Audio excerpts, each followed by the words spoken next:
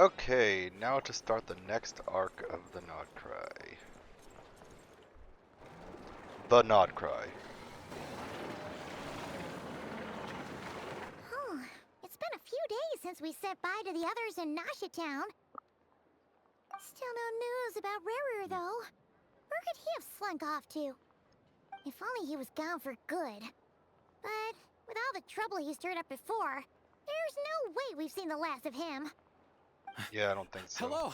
You must be the traveler in Paimon? Mr. Flint has been looking for you. Unfortunately, there's been a serious wild hunt attack over at the quarry. He thinks it's time to regroup and figure out a plan. 1 second. Wild hunt? Oh, uh-oh! We better get over there, right away! Okay, I'm back. I had to start recording again because there was an audio issue. Come on, let's go!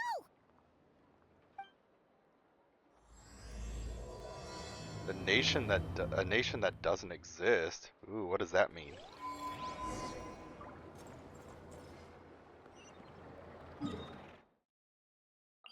Quarry's over there, huh?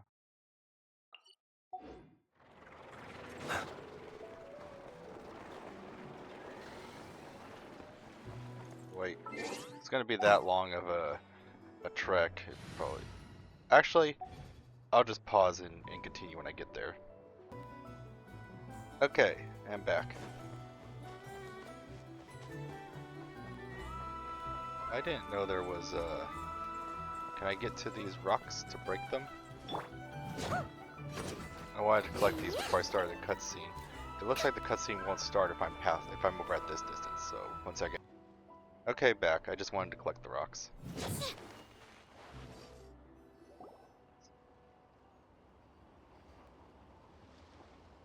Oh, is there a cave in or something?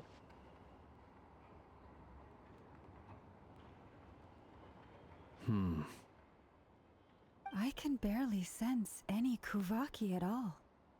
This whole area feels like a soulless husk. Looks like his appetite truly is insatiable. As if the power of that energy cannon wasn't enough. Okay, this is something I was kind of wondering. When we stopped him from being hit by the cannon, he mentioned that that he was only at 10% power. I was kind of wondering, does that mean he lost the ability to absorb energy? But it looks like no. It looks like he's trying to get more energy from other places now. So I wonder if he can reach his full power again. Or get the body he wanted, or whatever. Is his body just stuck like it is right now? I mean, he can get more powerful, but his body is stuck as it is? Or when he gets enough power, will he get the body he was aiming for? The way he was responding made it seem like he had given up on becoming human, so maybe he can't become full human anymore, but he can still get more powerful by absorbing energy, I guess. That's my theory anyway. He's not seriously still getting stronger? What's his endgame here? Ah, everyone's here already. Hey, we made it. So, what's going on?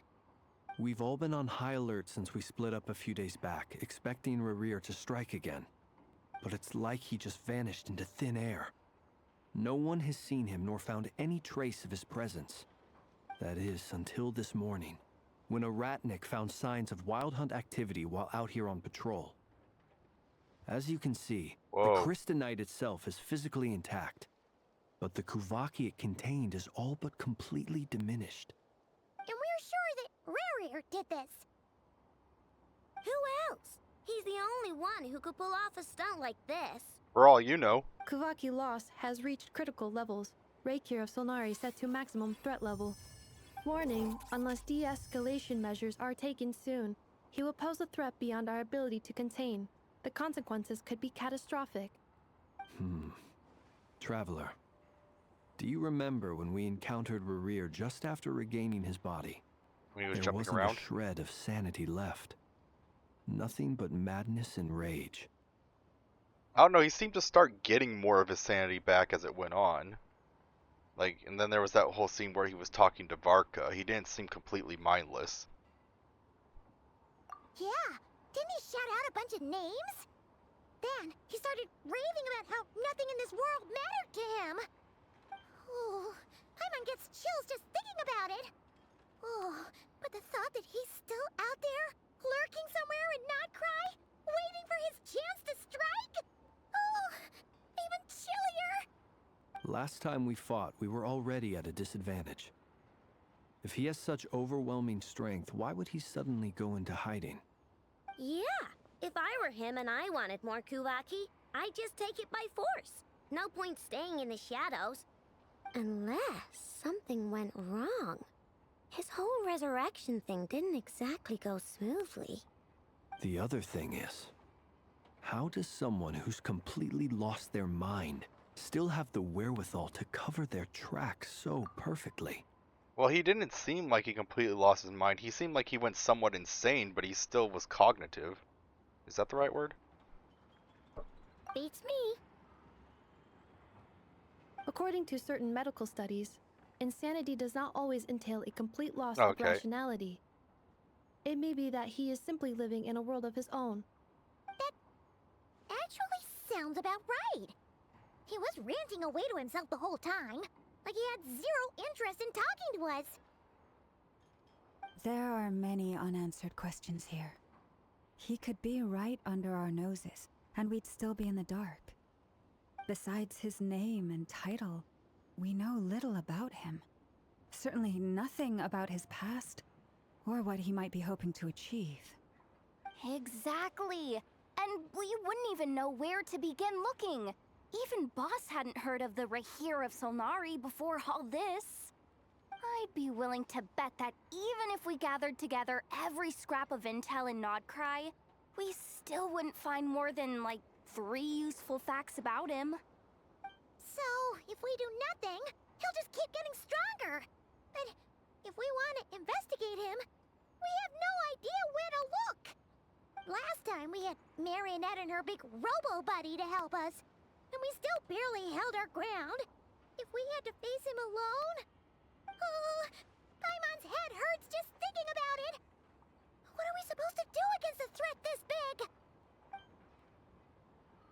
Well, I do have a little hunch about his next move. Given that he attacked the quarry, I'd say it's likely he'll target other places rich in Kuvaki. Somewhere like the Eye of Krati, or the Pillar of Embla. One thing's for sure. If we just sit back and let him keep absorbing Kuvaki, we really won't stand a chance against him. A perfectly reasonable hypothesis.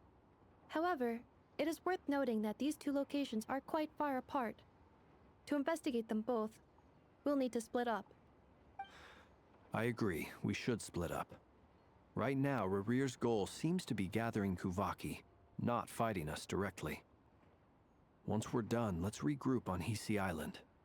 Wait, why Hisi Island? If I recall correctly, your largest goddess statue was carved from Kuvaki-rich ore, was it not? That's right. Yes, it could well be a potential target of his. I should head back and start evacuating the pilgrims.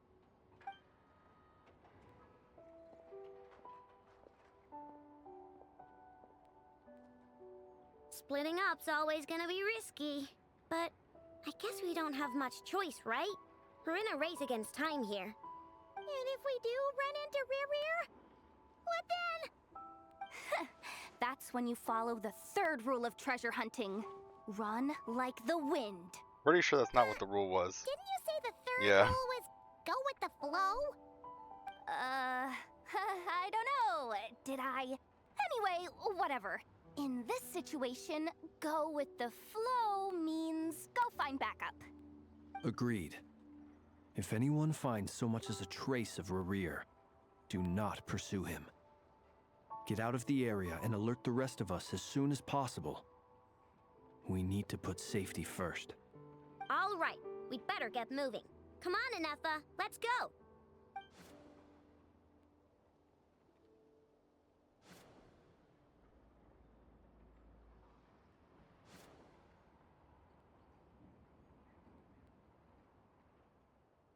Lots of things happening all over the place.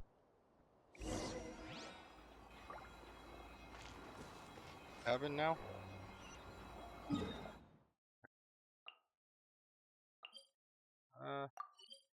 think that's the closest. I think it's pretty close.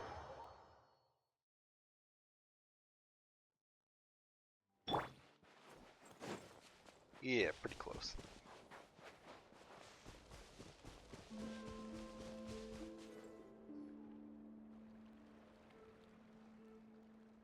Any leads? Nope. Diddly squat. No clues to where he might be hiding. It's like he's a ghost. It feels like we're sitting on a powder keg that could go off at any second. Oh, I hate this feeling. I'd rather face him head on than be left hanging like this. So, you guys didn't find anything either? Not loving the word either. How about you, Flints? I questioned a few Ratniki and eventually narrowed my investigation down to one suspicious individual. But by the time I got to his place, he was already gone. Almost as if he knew someone was on to him. Either that, or he's just extremely cautious and doesn't stay in one place for long. He's been biding his time for a while now. The question is, where or what is his next target? No idea. Since regaining his body, he seems to have lost all interest in the fragment in my possession. If he did still want it, he's had plenty of chances to take it. I thought he didn't want it because you drained all the energy from it, so it was dead now. Like, he was upset and he wasn't after it even before he lost his rationality and got his body back. He had already given up on his heart piece a long time ago. All we can do now is hope that Ino and Anefa turn up some leads. Darn it, Rarir. If you've got the guts, come face me one-on-one! I'm pretty sure you would run screaming if he actually popped up right now. Ah! Wait, he's actually here? Yeah, there it is. I swear! No, it's coming from Columbina? Silver Moon Hall. The Lady Kutar might be in danger. Let's get over there, quick! What's going on? Oh, wait, what? Oh! Holy frick. I didn't know she could fly. Will she be able to fly in game?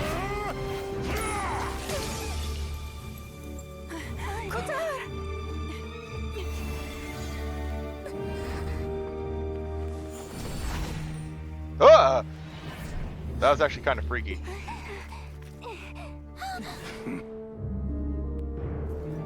Why is he attacking the damselette? What's going on? No time for questions. Stop him! Are we actually gonna fight him?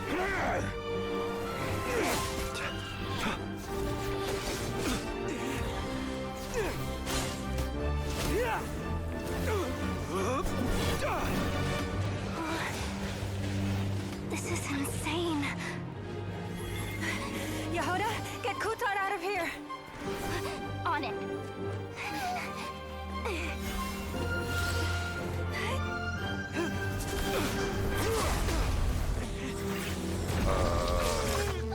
Oh, wait, what? Look where your feeble light has gotten you. Now you shall plunge into darkness. Thalindus, soon I will find a way. Watch out!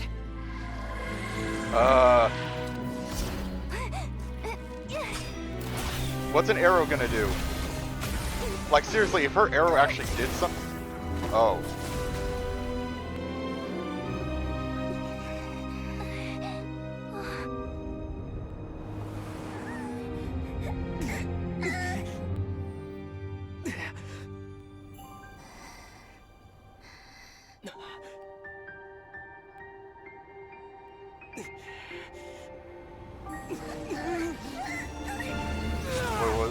What is this? Did he just absorb the hands?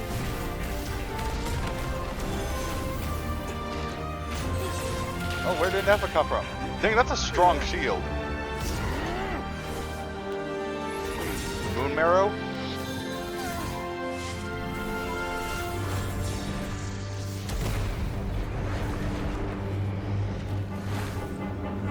What?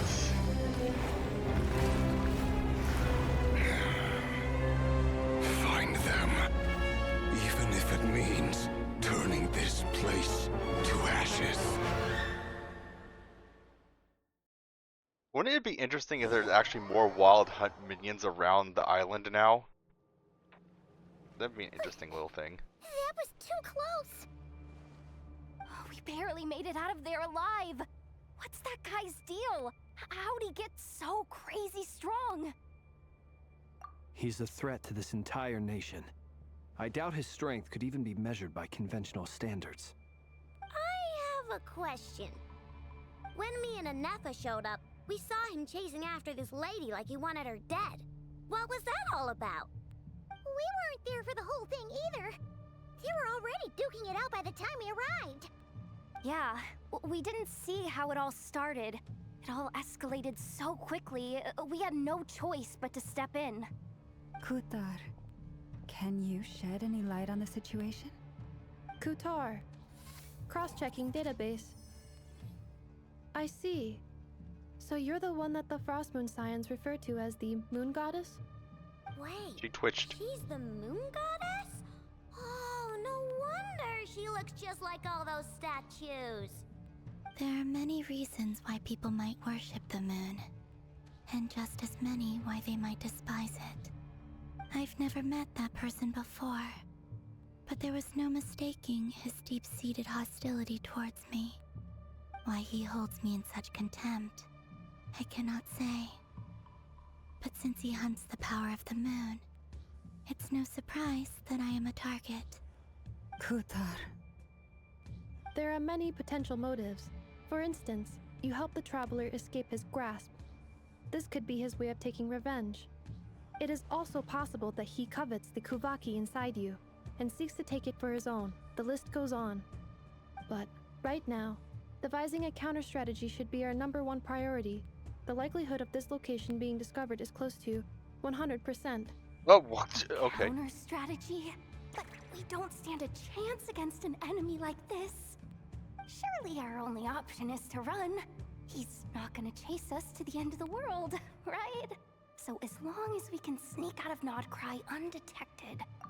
You notice how travelers seem to use some kind of light energy to break out of Rare's like grasping arms? Does that mean he's starting to get his powers back or something? Because I don't remember him actually using light energy since they got taken. Maybe there was a situation, but I don't remember it off the top of my head anyway. No, I can't say that. Come on, Yehoda. This is serious stuff. You can't suggest we all just chicken out. Running is our only option. Huh? You seem surprised. But what other choice do we have? We are facing an enemy we cannot possibly defeat in battle. Well, I mean, yeah, but still. It's not too late. I can distract him, so you have plenty of time to make your escape. Wait, what? You're gonna act as bait? Doesn't that make sense? I'm the one he's after. There's no need for you to risk your necks on my behalf. A coyote doesn't stop for bypassers while it's howling at the moon. Wait, what? What is it, Loma? The Frost Moon Scions have already grown accustomed to life without their goddess. My presence here is no longer essential, and this is not my home, so you needn't ask me to stay. We can't just roll over and let him get away with this. That's not our style. Yeah, we can't just call it quits after everything we've been through together. I mean, you've literally known her for like, what, 3 minutes now? Besides, she'd pretty much saved my life Oh, back okay. there. If I just ditched her now, I'd never forgive myself. You can't overlook that you have saved our lives multiple times now. To talk of returning the favor would be a little crass for my liking. But suffice to say that we are friends, and friends look out for one another. River's true objective remains unclear. Even if we were to sacrifice Miss Kutar, there's no guarantee he would stop. But Kutar, I know why you left the Frost Moon Scions so long ago. It was because people started treating prayer as a form of trade. They would make self-centered wishes, force you to accept meaningless offerings in return, and then expect you to perform miracles for them, as if that were their entitlement. If it were me, I might have walked away too. But I believe that time can change everything. Wait, what? And that sometimes it takes losing something precious to appreciate its true worth. After much reflection, I've realized that this was never about whether the Frost Moon Scions need you. Any relationship based on need is purely transactional. What I truly hope is that you'll choose to stay, not out of obligation, but as part of our family. You were born here, and now you've returned. Who knows? Perhaps it was the moonlight that guided you home. Thank you, Lauma. But my power is on the wane. I'm afraid I will be of little use to you now. Very well then. I'll do as you say. Both times you saved us, we were transported across great distances in an instant. Is that one of your powers as the moon goddess? It is, but I find it very draining. I barely managed to pull it off just now, and it will be some time before I'm strong enough to do so again. So, is she ever going to open her eyes? I kind of have a feeling that at some point in the story, her opening her eyes will be a big thing. Rejected by the world, my power is dwindling. Like a lake, cut off from its source, slowly shrinking away. Now, it has almost run dry. They haven't really explained why her powers is draining. I wonder if it has something to do with the fake sky maybe blocking her access to the moon or something. Like, if we get rid of the false sky, will her powers come back, or is it just something separate from that? What do you mean, rejected by the world? The three moons belonged to the ancient bygone era in which they came into being. From the moment I was born, the world itself has been steadily sapping away at my strength. The three moons are not one and the same. As the goddess of the Frost Moon, I cannot wield the powers of the other two. Yet moonlight has a way of blending together. Each can reflect the other's glow. So when our fingers touched, I was able to restore my strength by drawing Kuvaki from the eternal moon's marrow. But this method of recovery is painfully slow. If only we could find the... It's the Wild Hunt! Even faster than we expected. We'll have to finish this conversation later. See how those Wild Hunt creatures are running away from us. They're likely just a scouting party, which means Rerir won't be far behind. Then what are we waiting for? Let's get the heck out of here! The president is currently involved in the quest. Wait, what? Ah. Oh wait, I'm playing as the whole team. Okay. I mean, it's almost entirely my current team. Just replace Sucrose with Lauma. Rerir's closing in on us. We need to pick up the pace. There's too many of them! And this time, we can't fall back on Kutar's help to escape. If this goes on much longer. It's kind of weird because they're not in my normal locations for them though. The long, sweet bed. Observe. Dude, this is crazy. Fear the dark.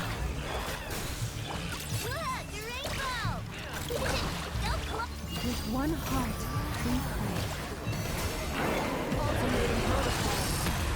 Cleanup sequence initiated. Oh, wrong way. Wrong one. Dude, it's so much happening on screen, I can't really tell what's going on. Observe. Night falls. Close your eyes to dusk. Rash attack! Engaged. That's right. Like I said, like there's so much going on. I can't tell what's really going on. Close your eyes. It says break out. Okay, there we go.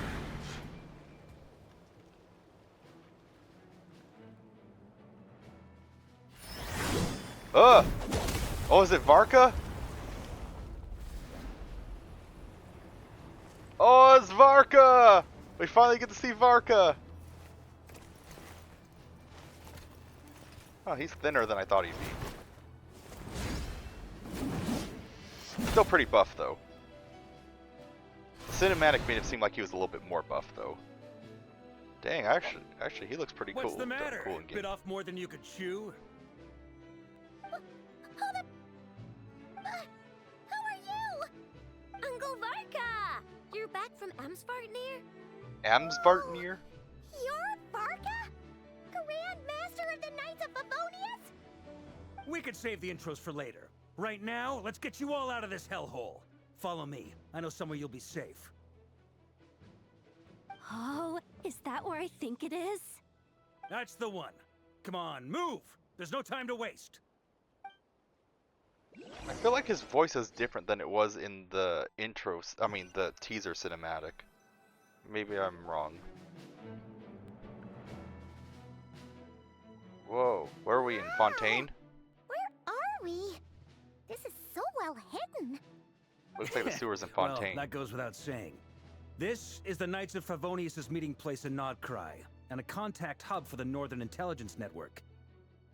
AKA, the black market of intel. No matter what faction you're with, it's the place to buy and sell information. Their headquarters are in Nodcry, but they've got contacts in every nation. As an expeditionary force on foreign soil, working with them has offered us the most effective way of getting our hands on reliable local intel. This is where we meet, so naturally, it's secure. Anyway, where were we? Folks from Nodcry should be pretty familiar with me by now, but I believe this is the first time we've met. Allow me to introduce myself. I am Varka, Knight of Boreas, and Grand Master of the Knights of Favonius. We've heard all about you. This meeting's been a long time coming. You look way younger than Paimon expected. But you definitely have that Grand Master vibe. Until the giggle. Well, I'm no spring chicken. Just not showing my age yet. Definitely feeling some of that back pain today, though. Rushed back from Amsvartnir without a wink of sleep, only to get right into another fight with that freshly revived maniac. One thing I'm confused about Varka is that in both the teaser cinematic and here in game, he's using the Wolf's Gravestone as his weapon. Is that going to be his signature weapon? Because usually when a new character comes out, they have a unique signature weapon to them. So what's his signature weapon going to be? Because usually they're using their signature weapon when you play them in game or see them in game, but he's using the 5-star Wolf Gravestone that's been there since Mondstadt, I think. Another? You mean you fought him before? Yep. He wasn't nearly as strong back then, but he was still a formidable foe. I brought some of the knights along to give him a little surprise, but he saw us coming from a mile off. 1 second. Yeah, I'm back. My squad took heavy injuries, and I barely made it out alive myself. We knew it might have been our last chance, so we staked everything on it. But still, it wasn't enough to stop him. I tried tracking him down afterwards, but he didn't leave a trace. Even in his unhinged mental state, he's as cautious as any trained operative. So, I decided to come find you. And as luck would have it, turned up to find you being ambushed by the Wild Hunt. The rest, you already know. Is that why he's been frantically absorbing Kuvaki these past few days? Because he sees you as a threat? Maybe I'm part of the equation, but even if I weren't, I'm sure he'd still be gathering power. He's clearly working up towards something. Note to self, Uncle Varka's strength rating officially upgraded. Guess it's my turn to ask questions now. So, what exactly has been happening in Nodcry? Why is the Wild Hunt returned in humanoid form? And why is it after you? I mean, the Wild Hunt has been humanoid form for the most part whenever I've been here, so is that just new? Like, it felt like that's been going on since I arrived in Nodcry. That's a long story, but I'll try to make it quick.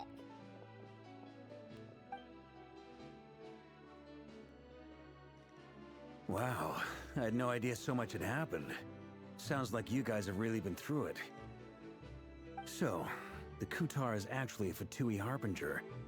And all this wild hunt activity in Nodcry is the work of the Raker of Solnari, one of the 5 sinners. Oh, that's a lot to take in. Need some time to wrap my head around it all. I mean, isn't she ex-Fatui Harbinger? I mean, why do people keep still referring to her as the Fatui Harbinger when it's very clear that she said that she quit?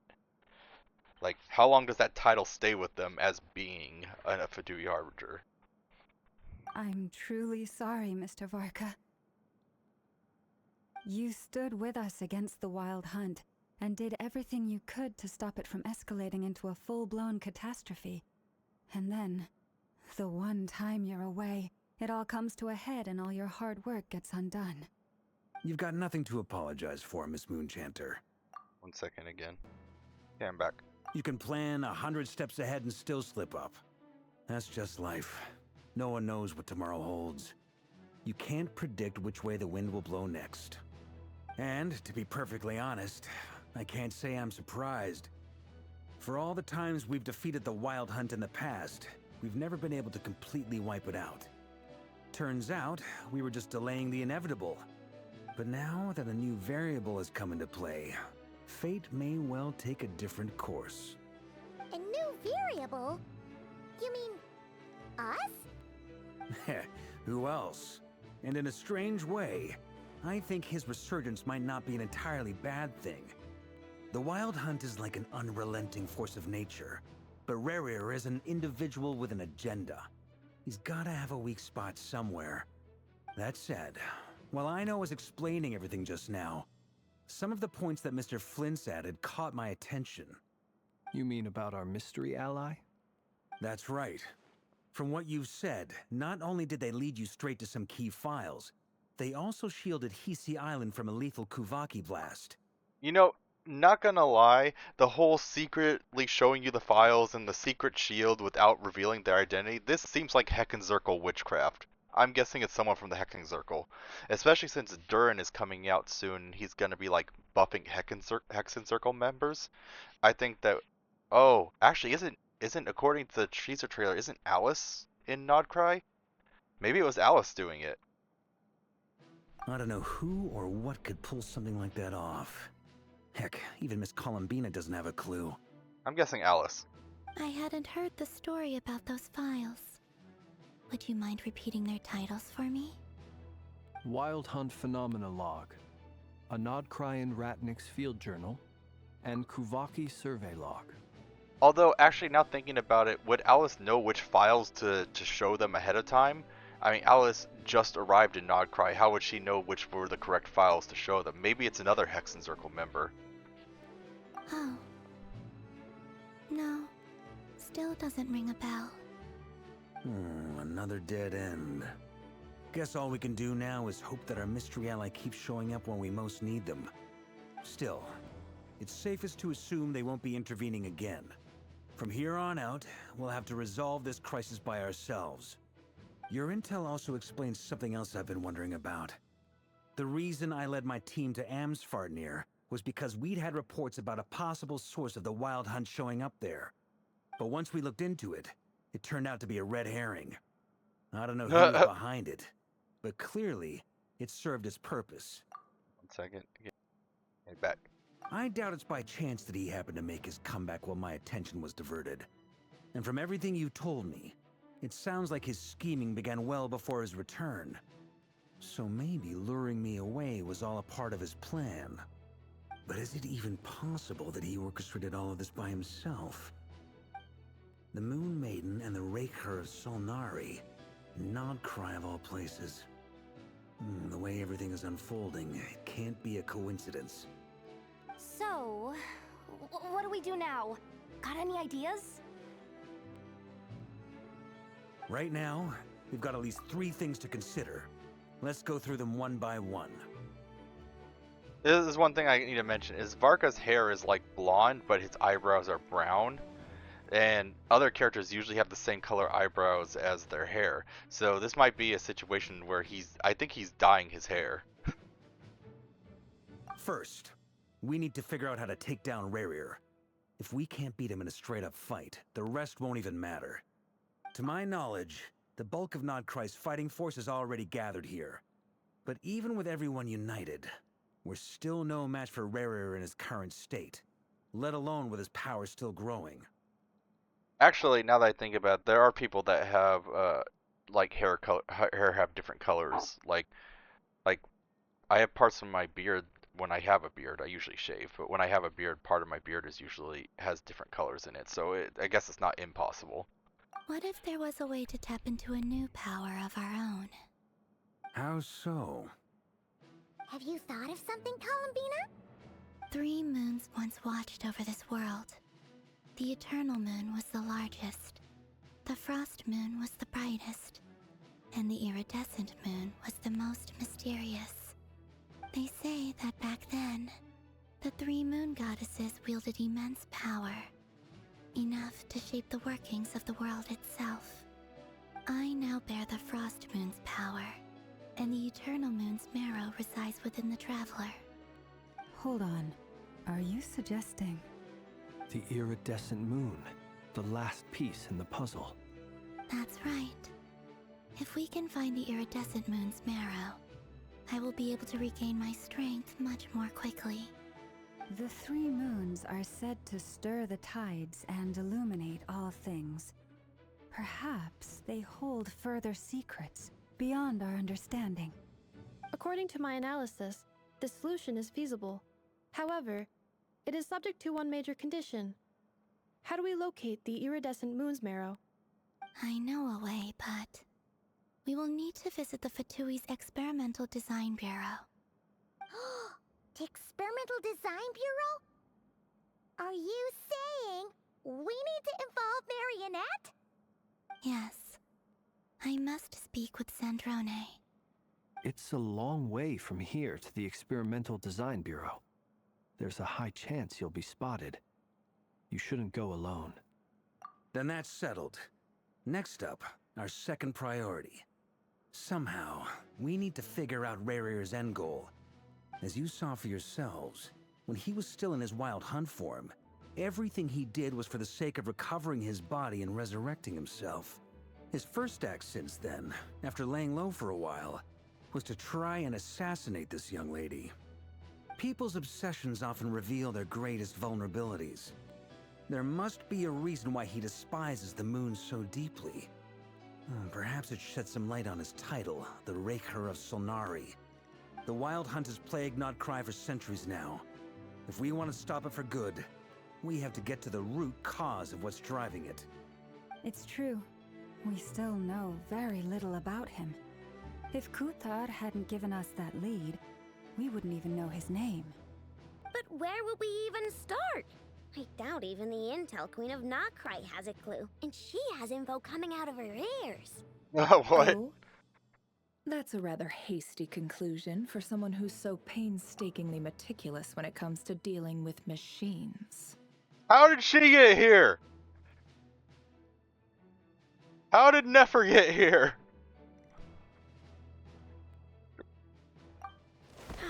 She heard me. Uh-oh. Boss! What are you doing here? 1 second. What the heck? Okay, back. I'm now asking myself the same question. I received a letter from a humble knight of Favonius, requesting a meeting to discuss a major business deal. But it looks like this humble knight had something else in mind. Details. Miss Nefer, the important thing is that you've arrived at the perfect time. Since his failed ambush, I've been racking my brains trying to come up with a plan to fight Rerir. Given the severity of the situation, I think it's fair to say that our only chance lies in uniting as one. And I'm talking all the factions in Nodcry. We can't do this without the Curatorium, but I knew it'd be a tough job to win you over. So, I took the liberty of reaching out for a little chat. Wait a sec. How did you even hear about this place, Nefer? Yeah. Didn't you say this is meant to be the Knights of Favonius' meeting spot? And a contact hub for the Northern Intelligence Network? And isn't it supposed to be super hidden? You really think he could have gotten settled in Nodcry without my help? Besides, I'm the one running this gig. Of course I know where the meeting place is. Allow me to introduce the current head of the Northern Intelligence Network. If it's intel you're after, she's your woman. Pretty much seen and heard it all. Please spare me the flattery. Let's cut to the chase. Seems like you've run into some trouble, huh?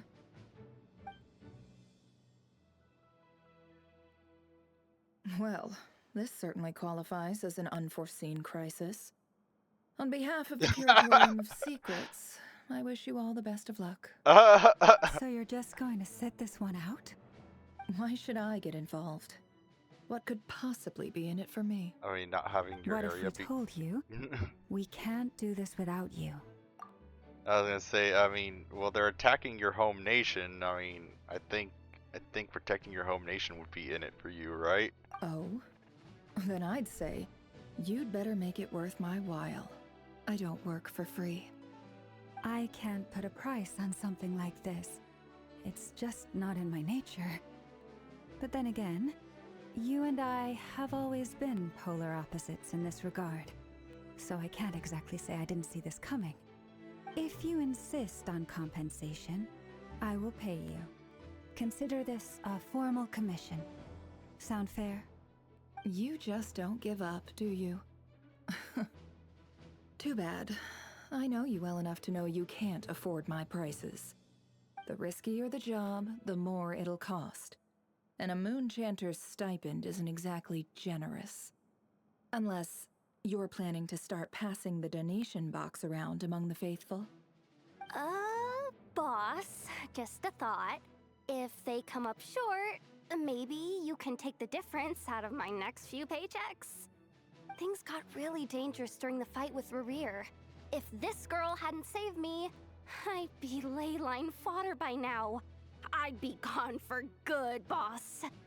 If there's any way we can make this work, I'd really like to help her. Please? I'm begging you.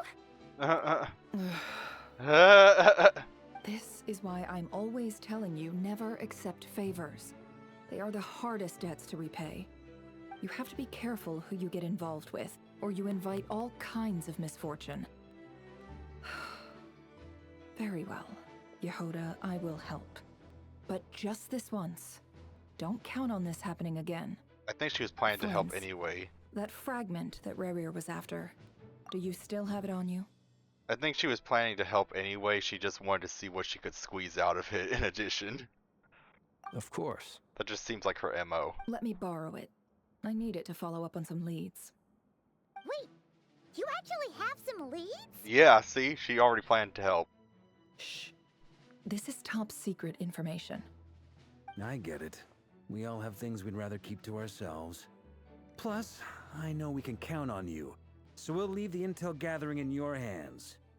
And that brings me to the third and final item. We need to find a way to distract him. We need time to make our move, so someone will have to stall him. I'm in for this part, no matter what. Anyone coming with? Count me in too. Come off it, you two. Quit playing heroes. I'm way ahead of you here. Nefa did a scan of the Moon Goddess's Kuvaki signature, and we're gonna use it to make some decoys over at the Kramkake craft shop. Anyone who's in, follow me. Once they're ready, we'll deploy the decoys across Nodcry. So as long as the rest of you keep moving, he won't catch on to your scent and won't be able to track you down. I like it. Genius idea. No biggie. All right then, we'll split into 3 teams. Once your team has finished their mission, return here and wait for the others. Dismissed!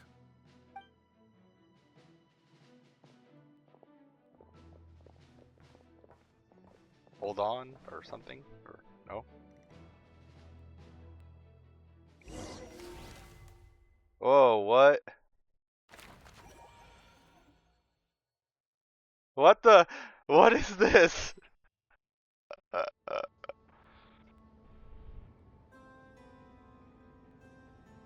Lady Damselette. Wait, and you two? What are you doing at the Kuvaki Experimental Design Bureau? We've been doing our best to mind our own business lately. But if you're just gonna waltz up here like this, you're seriously pressing your luck. Don't blame us for doing what we have to. I mean, I don't mean to sound rude, but what do you expect to do? You really think that's gonna scare us off? We're not looking for any trouble. I just want to see Sandrone. Do I need to remind you that you're still a wanted fugitive for deserting us? Out of consideration for our former ties and the crisis we're all up against, we'll let you leave in one piece. But don't even think about trying to get inside. Let them in. But... Are you going to make me repeat that? no, my lady. Sandrone seems to be in a good mood. Must be maintenance day.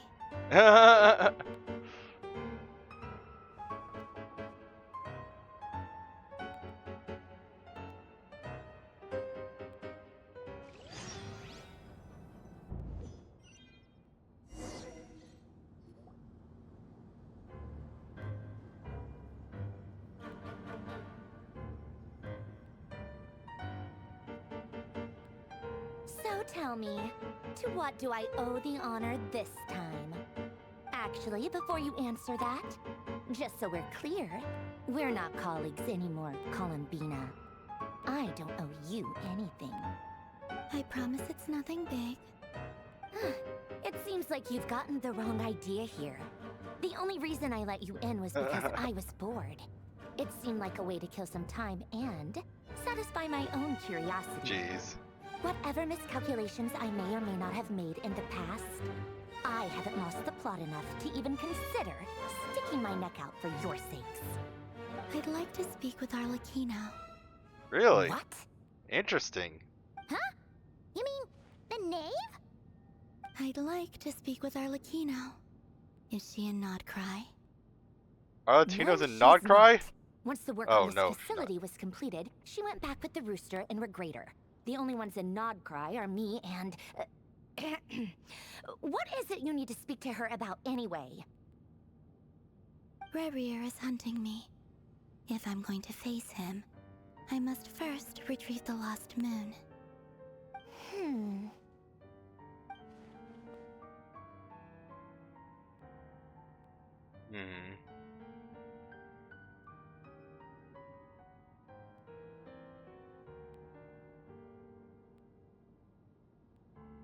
Is okay.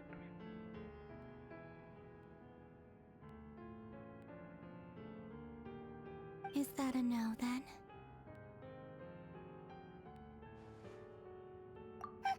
As if I need reminding. I was this close to settling things with him Sure. before someone decided to whisk me away to their weird little garden. Sure. Whoop. Have you held any tea parties lately? Tea parties? Yeah, obviously. You don't seriously think we'd pack it all in just because you aren't here. If anything, they've been more eventful than ever. Just me, Arlecchino, and a bunch of insolent and sensitive guests who won't stop asking where you've gone. Oh, they've been a real joy. I bet you served them the worst tea you have. Just like you used to do to me when I upset you. Who cares about how good the tea is when there's no one around to drink it? I keep losing people. First Rosaline, now you. I'm running out of people who can make me laugh. Honestly, what could be more ridiculous than a multi-centenarian goddess who's only ever had the plain herbal tea she received as offerings? You'd always brew a different type of tea for me each time. Was it really just to see how I'd react?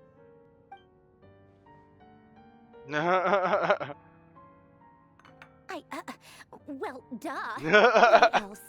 Watching you squirm was practically my only form of entertainment. Jeez.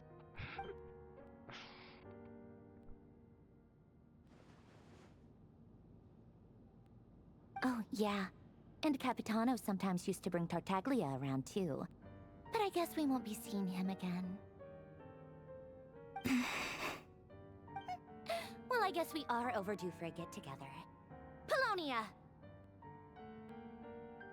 Have Febronia pass a message to Arlecchino for me. It's time for tea. Will suffice. Pass along a message for me, too, if you would.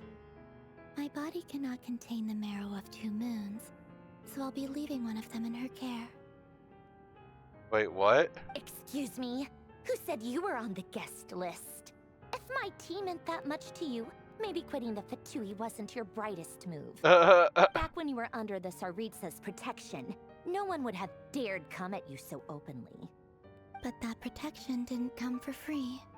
In fact, I paid dearly for it. At the end of the day, it was just another transaction. I just got tired, that's all. I never wanted any part in their grand ambitions, and I've had enough of being treated like a bottomless supply of power. It brings back memories from the old days, when I was still worshipped as the moon goddess.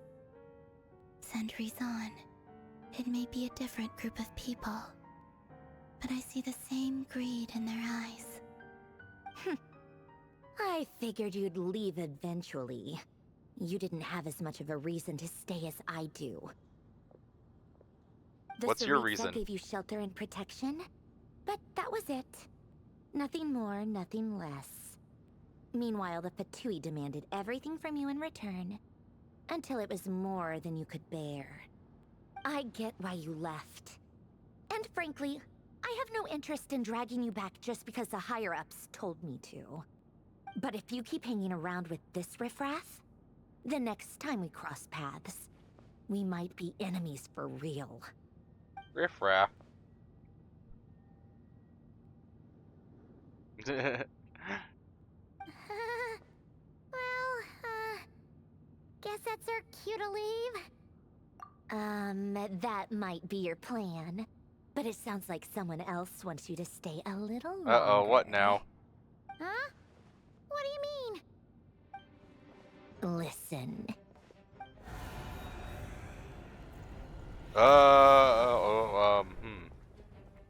My lady, it's the Wild Hunt. A horde of monsters is headed straight for the facility. Another uninvited guest trying to crash my tea party.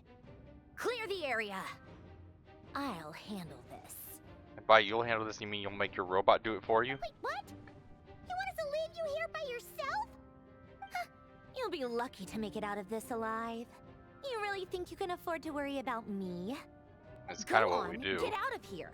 You may have stopped Polonia from crushing him last time, but I've made sure that won't happen again. The entire Experimental Design Bureau is rigged for war. Then why are you saying that we might die if we don't leave? Wouldn't this be the safest place Stay then? and watch if you want, but it'll be at your own risk. You're not flagged as friendlies in a weapon system. Don't tell me what to do. Never mind. Look, if you're leaving, make it quick, or you'll just get in my way. There's a secret passage on the 2nd floor. It'll take you right to the plains out back. Stare all you want, Columbina. You're not getting another invitation to my tea party. I know. But thank you anyway, Sandrone. This is exactly why you shouldn't hang around with those people. All their melodrama and sentimental nonsense is rubbing off on you. You too, apparently.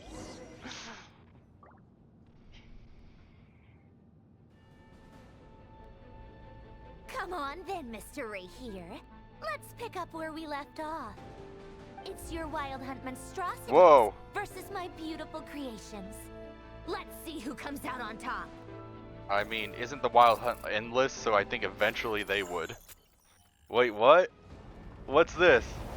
Oh. Oh, I thought we were gonna play a little mini game. Oh, wait. Oh, I guess we are. Ah! Oh, there's so many. Oh no. Oh god, there's another one getting too close. There's so freaking many. They keep spawning.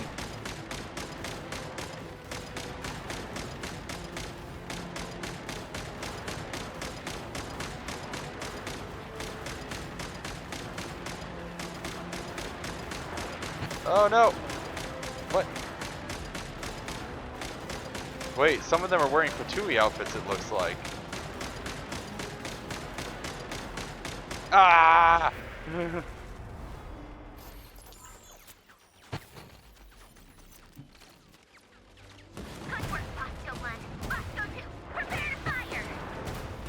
What?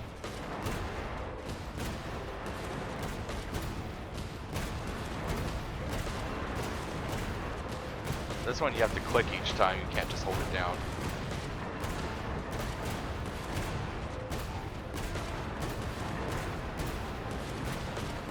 When they said prepared for war, they weren't kidding.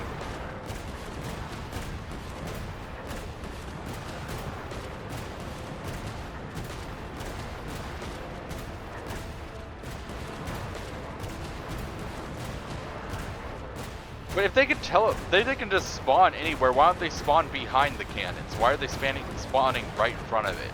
I mean, look, some of them are teleporting up close, some of them are teleporting far away, but none of them are teleporting behind the cannons.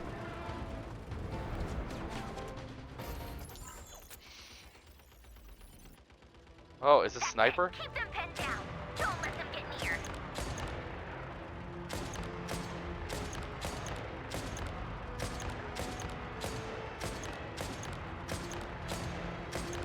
What happens if I just do nothing? Just sit here without trying to shoot any of them? Ah!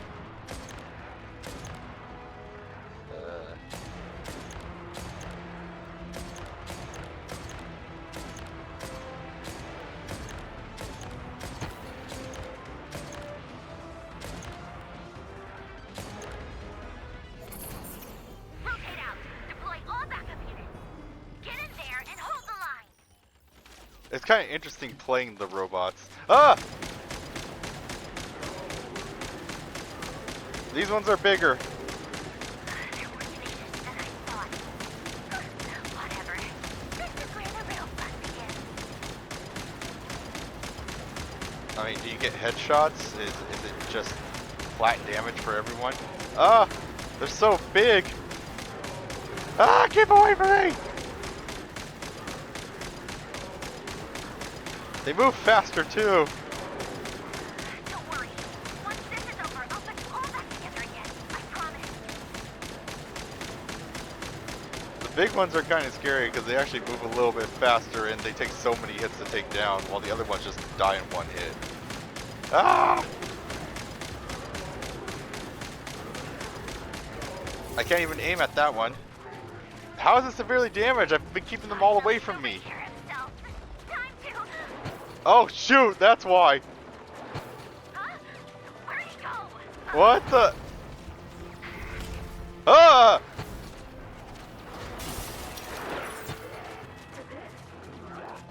He's Slender Man. Ah!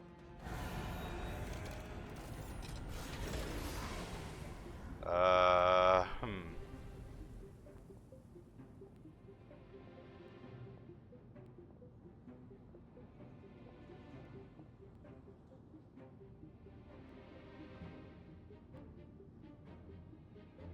Polonia, get him! Oh. I've upgraded Polonia again since our last encounter, and uploaded every last scrap of your data. So let's finish this once and for all. I mean, he's been absorbing energy, so he's stronger than your previous encounter too. She's not here. Where did she go?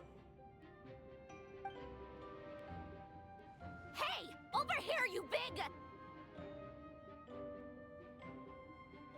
Curse it, Moon. Go. Keep searching. She cannot have gotten far. Dang, Polonia can jump high, man.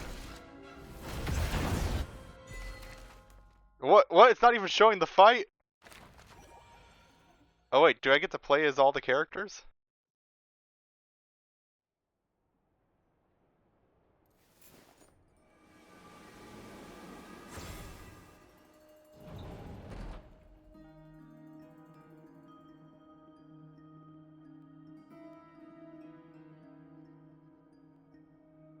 So this is your method for investigating Rarir's past. It almost looks like some kind of ceremony. Good deduction. But it's quite a different affair from what you're used to with the Frost Moon Scions. Whoa! First time I've ever been in here. Boss always said it was off limits, so I pictured some kind of creepy dungeon. But it's actually kinda nice. Oh, I guess this must be Sumero decor? That's where Boss is from. And that nice shopkeeper who sold me my treasure compass. I'm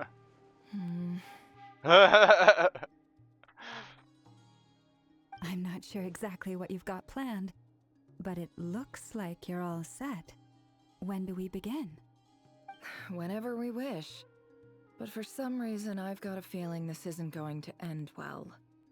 I've never faced Rarir myself, but from what you've told me, his power is beyond anything I could imagine. I, on the other hand, am just an ordinary businesswoman. Our paths should never have crossed, yet here I am, forced to make an enemy of him. If you ask me, you're about as far from ordinary as it gets. So what are you saying? You're getting cold feet? Once I take a job, there's no backing out. Still, I have to ask myself if the power I'm relying on will even work on an opponent of this caliber. And also how to make sure I come out of this alive if things spiral out of control. Death is the one thing we can take for granted. It is the great equalizer, however fortunate or unfortunate we may otherwise be. So it's important to consider how to spend what lifespan we have left. Cats. Come on, boss. Lighten up. Quit talking about death. It's bad luck. For once, I agree with you.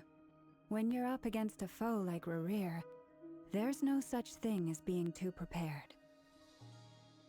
Is there anything I can do to help? That won't be necessary. I've already made up my mind. Time to cash in a precious favor I've been saving for a rainy day. Yehoda, I need you to find someone for me. The sooner the better. Eh? Find who? That shady merchant who sold you an overpriced treasure compass the other day. Dory? Come on, boss. You're pulling my leg again. In what way is she shady? She showed up when I was completely lost and sold me a neat little gadget that was exactly what I needed. She's so gullible. Trust me, she's a good person. Anyway, I know who you're talking about. Don't go anywhere. I'll be right back. Oh, I get it. Oh, I get it. So Dory kept trying to get like a favor for Nefer. Like when you talked to her, she said things like she's the kind of person you don't want to owe favors to or whatever, and she said that, and she was trying to do things for Nefer. I guess what happened is that Nefer has something over her and Dory owes her a favor, and Dory wants to get it out of the way so it's not loaded over her. She doesn't like owing a favor, but Nefer's holding back on it, so saving for a rainy day. That's what I'm guessing. What is it? What's the big rush?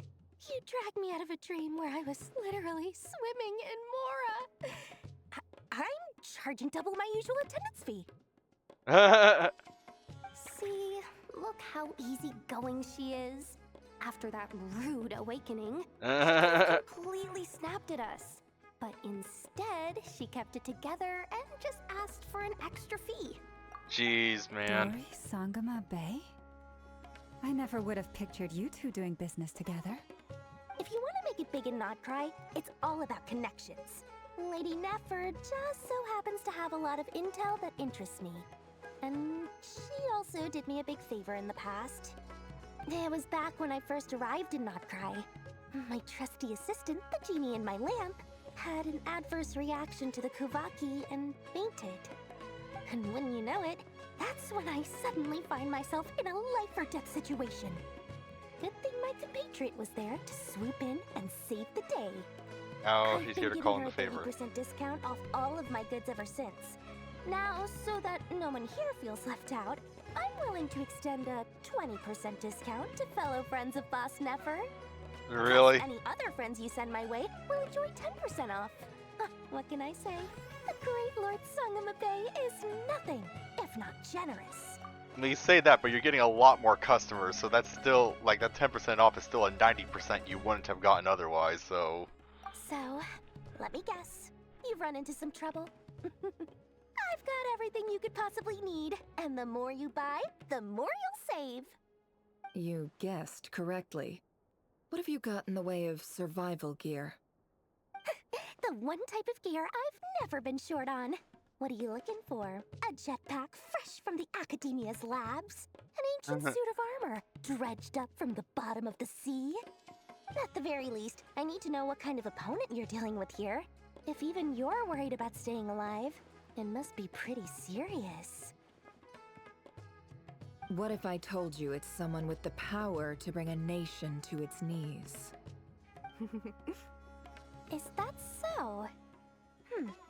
Then we really are talking top-shelf treasures.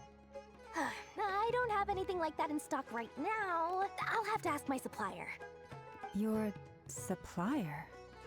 A powerful woman, make no mistake. I can't reveal her identity, but luckily for you, I hear she's planning to visit Notcry in the near future. Is it Skirk? I remember one of the little side things where you can talk to people in the world, Skirk was selling things to Dory. Is Skirk it? If you're willing to wait, I can ask her when she's here. It's a Can't she, say so it must be exactly Skirk. How long that'll be, though? Then, let me put it another way. What would you do if you encountered an enemy like that? Roll over and serve yourself up on a silver platter? Of course not. I have a handy little trinket for Uh-oh. one of my generous suppliers, which... Yank. Hold on.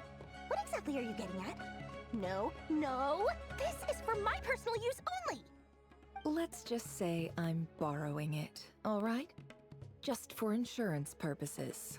You'll get it back later. Favors are the worst kind of debt to owe, and now you've got a chance to repay one. A win-win situation, don't you think? Fine. You can borrow it for 5 days. No, make that 3. And for every extra hour after that, I'm charging you 1,000,000 mora. Deal? Deal. 1,000,000 mora?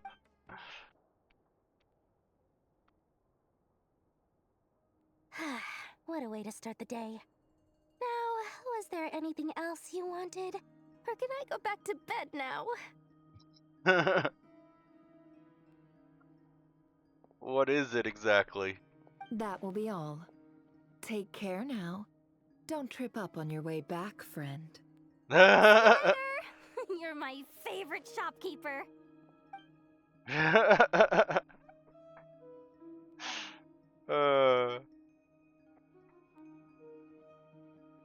Excellent.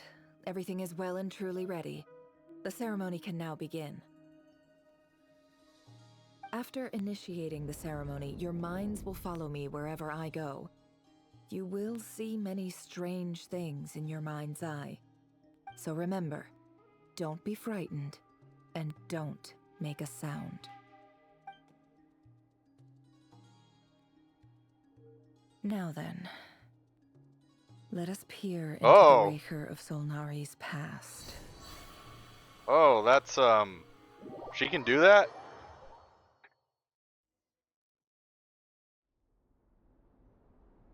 I made it. I don't recognize this style of architecture. Must be Conrian. Simple furnishings, table and chairs. It's a more ordinary house than I might have expected. Looks like the fearsome Raker of Solnari came from surprisingly humble beginnings. Unless this passed for luxury in Conria. Unlikely. It was said to be a very prosperous nation in its heyday. Anyway, I'll keep exploring. Playing as Nefer? Oh, I'm playing as Nefer! Oh, but I can't attack.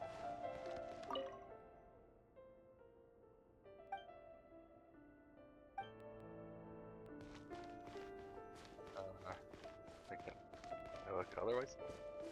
Oh no, I can't jump, but can I wiggle myself through the door? No, I can't. Nothing else to look at. It already looks like this place has been in ruins for a while. A note! Hi, Reverie. Since you're working extra hours tonight, I thought I'd keep myself busy by checking out that new kebab shop. I've heard good things about their menu. I'll test it out, and if it's as good as everyone's saying, let's go back together sometime. P.S. New stash from the Universitas Magistrorum. I brought some goodies home. A few teacups and a pin rack. Hope you like them. They didn't sign their name, but they must have been close. Sounds like they were living together. Like his wife or something? It didn't say dad or uncle or anything like that, so it just said his name, so I'm guessing they're either close friends or dating or married or whatever. Whoa. What the? What the? Oh, that is trippy. Oh, that is a neat little attention to detail. 1 second. Be right back. Yeah, so this is kind of cool. Journal.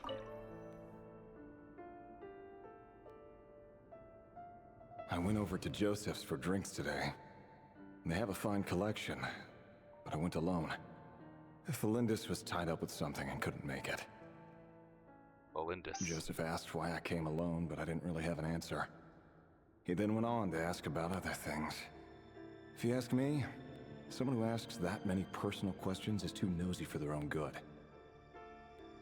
But if he invites me again, chances are I'd still go. Felindis. That's the same name Rerir mentioned. Crane imports keep falling. If things don't pick up, we'll soon be back to meat and mushrooms only. Honestly, I'm not a huge fan of that new type of mushroom everyone's been into lately. Didn't it start out as a lab-grown variety? I heard it's even mildly corrosive. Seriously, why would you even eat something like that? I don't care if it's an impressive feat of alchemy. That just isn't the kind of thing I like to eat. Grain has to be imported, and they're eating a diet of mostly meat and mushrooms. Could it be because Conria is underground, so it doesn't get much sunlight? That would explain why they use so much stone in their buildings. They even use alchemically modified strains for food. Seems like the people of Conria don't have many options when it comes to dining. I've just about saved up enough now. Time to buy it and keep it somewhere safe. Making a big purchase. I wonder what it is. Huh.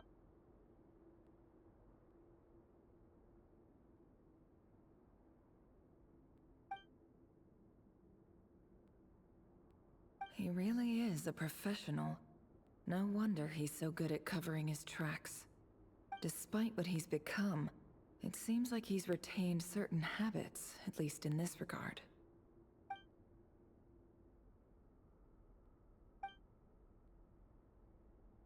Did Riri rip it out himself?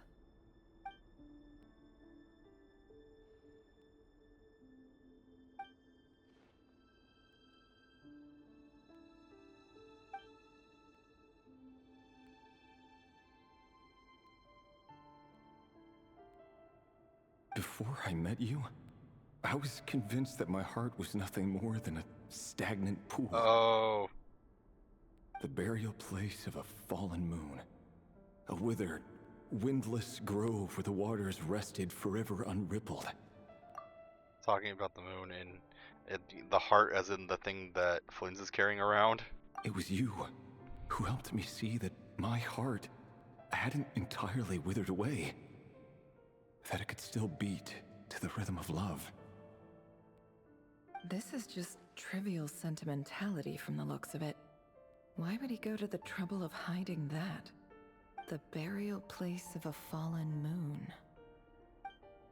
Oh, is it the moon piece we're looking for?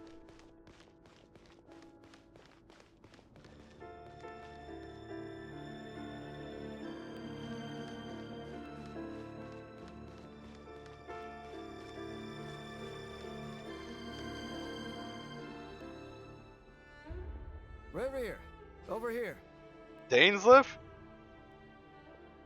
Dane! Oh, and, Vediflin here? What a surprise to see you here, sir. Hello there, Reverie. You need not address me so formally outside of court. He doesn't get that much free time, so I invited him over for a drink. Even the court prophet deserves a break every now and then, right? Wait, so we're not gonna be able to see old Dane? Well, I'm flattered. So, what are we discussing today? Hey, don't look at me. As far as I see it, we don't need an excuse to have a few drinks. Come on, don't give us that. Didn't you say you were about to pop the big question? How's that coming along? Who'd have thought the great Twilight Sword was an even greater gossip? I just didn't expect you to be the first one to settle down and get married, that's all. Yeah. If you told me that a few years ago, I wouldn't have believed you either. So, are you planning to come clean about your job then? I'm guessing you still haven't told her. Sure, I'll have to tell her at some point. But I'll need to pick the right time and place. To be honest, I have no idea how she'll take it. Come on, stop being such a pessimist. For all you know, she could be thrilled. I bet she'll be much more impressed by your actual job than the one she thinks you're doing now. A member of the King's Guard. Quite the cover story. Does the king himself even know? Of course he does. Anyway, enough about me. How have you been? Me? Same old, same old. Nothing much to... Huh? What's up, Fed? It's nothing. Vediflin, Dainsliff's elder brother. Renowned throughout the court of Conria as the Visionary, and said to possess a wisdom far beyond the reach of any ordinary man. And yet, despite the gulf between us, he seems to have something to say about me. Does he even know me? Does he see me as a friend of his brother, or just another of the Vinster King's blades? Why did he react so strongly? Was it really to do with what we were talking about? Brown, curly hair and brooding blue eyes. So this is what Rerir looked like back in the day. Perfectly normal. No different from anyone else. As frightening as this monster is in the present, there's something even more unsettling about seeing the human he used to be.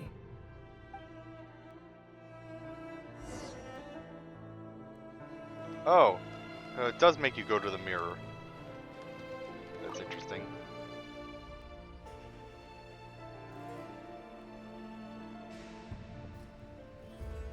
Who dat?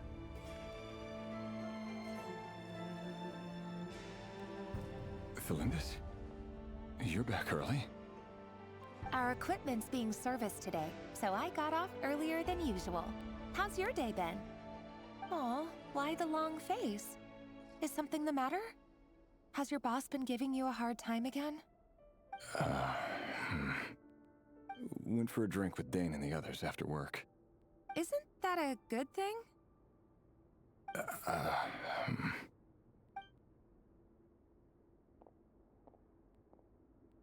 Vediflin showed up today, too. You know, Dainsliff's older brother. Ah, Mr. Vediflnir. Yes, I've heard of him. They say that everything he says ends up coming true. He overheard Dainsleif mention that I'd recently proposed, and seemed to have an issue with it. But when I asked what it was, he kept it to himself. So, you're worried? You can be such a child sometimes, Revier. We're nobodies. Why would the Visionary be concerned about us? I'm sure someone in his position has much bigger fish to fry. Maybe you're right. You worry too much, Revier. We've been together for ages now, and everything's been going so well, has it not? You've even proposed to me. So, you do remember. Tell me then. What's your answer? Like I said, I need some time to decide. You can't just rush into things like this. We may be nobodies in the grand scheme of things, but if we want things to work out, we've still got to plan ahead. All right.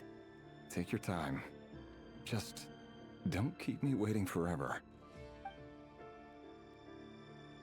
Nobodies. Sounds about right. In the eyes of people like Battlefieldier and Dainsleif, what do we matter?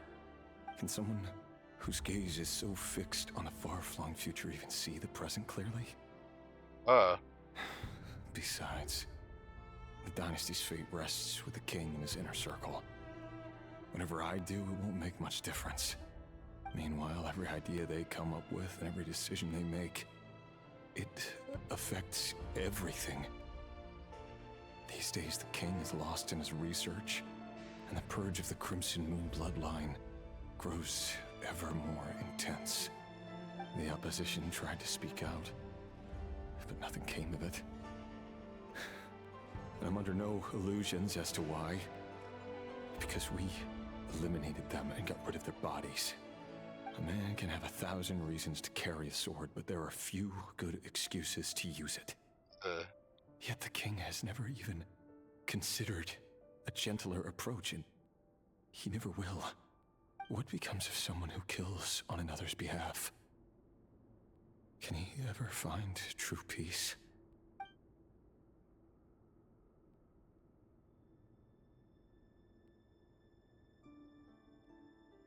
Thelendis?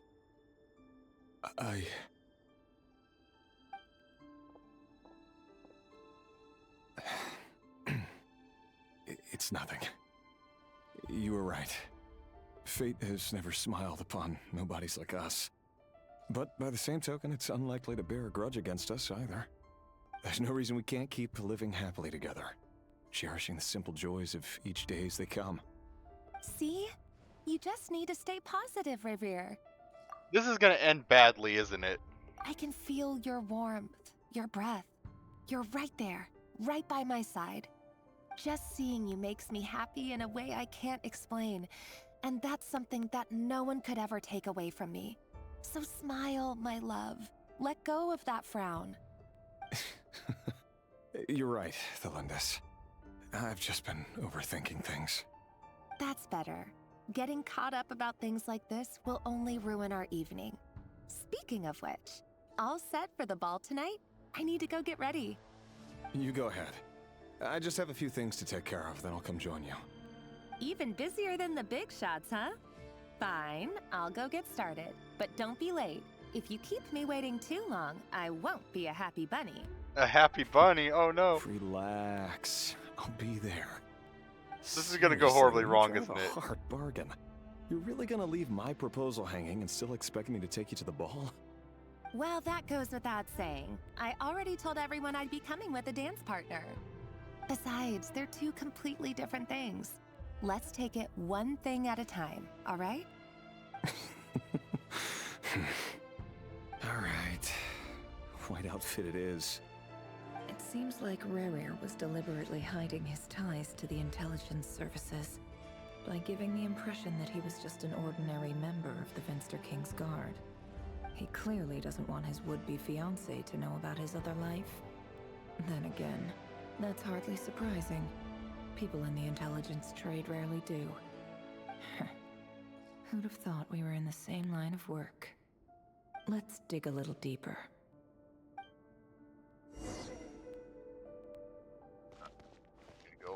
just know it. Wait.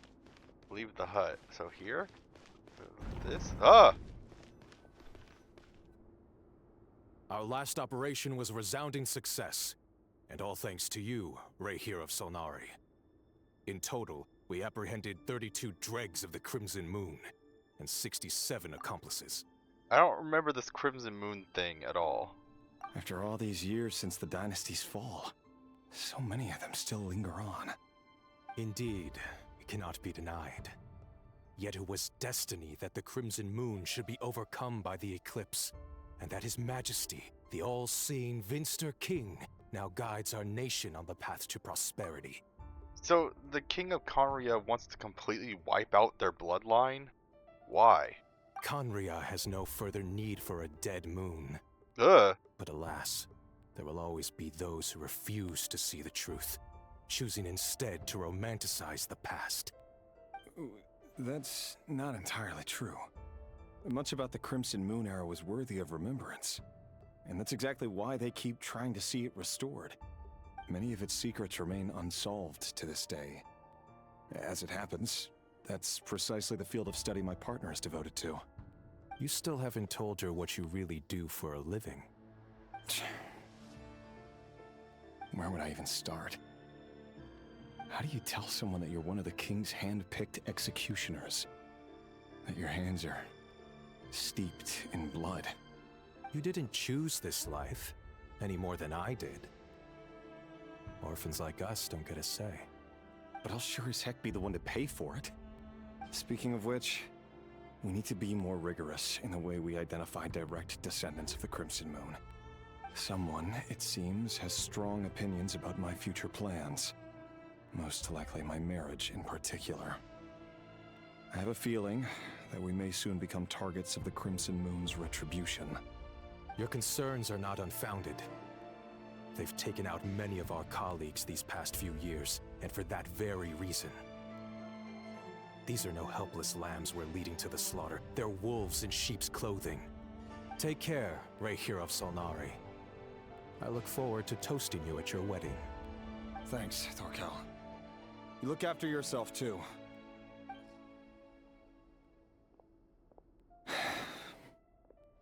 Thelindis, I never wanted to keep this from you. You're the last person I would ever want to lie to. But that's exactly why I can't tell you everything. There are things you shouldn't know. Things you cannot know. The moonlit dynasties are a thing of the past. Yet even now, with the sun shining high in the sky, there are those who would call forth a dead moon's ghost. A house built on lies will eventually fall. Could that be why Vedalfnir held back? Or was it because of some court secret he's not at liberty to share? I have to get a clear answer from him. No matter what happens, I will protect Thelindis. Rarir seems to be very concerned by Vedalfnir's reaction. Vedalfnir and Dainsleif, the Visionary and Twilight Sword. So that's what they were really like. I've investigated this whole area now. There doesn't seem to be any other memories here. Should I try somewhere else? Wait a second. What's this black smoke? It looks more like it's green, or blue, green or bluish, more greenish, I say. Oh, what's this? So, he's late after all. Just you wait, Rarir. You're in for it. Big time. Are you waiting for someone, ma'am? Could I tempt you into buying some flowers? Oh, sure. Pick me out a pretty bunch if you would. Thank you. But I'm afraid none of them are as pretty as you. For someone so young, you sure have a way with words, don't you? I'm only telling the truth. Look me in the eyes. What the? You'll see I'm not lying. What? May we have a word in private? That's our Latino's Who are you? eyes. And what do you want? It doesn't matter who I am. Too many of our kind have fallen lately, so I decided to take the risk of reaching out. Not long ago, The Raihir of Solnari led an assault on one of our strongholds. We suffered many casualties, and many who came to our aid lost their lives as well.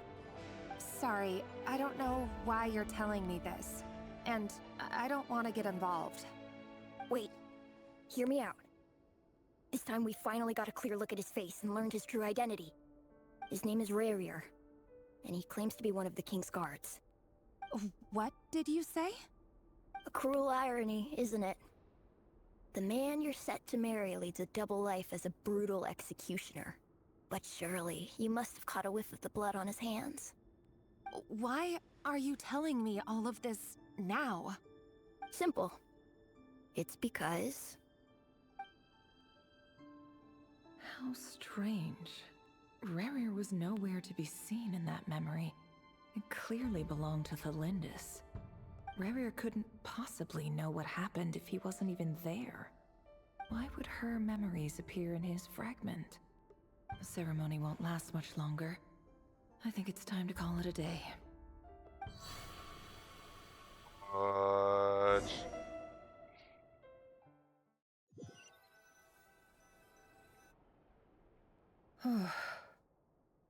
So that was your doing?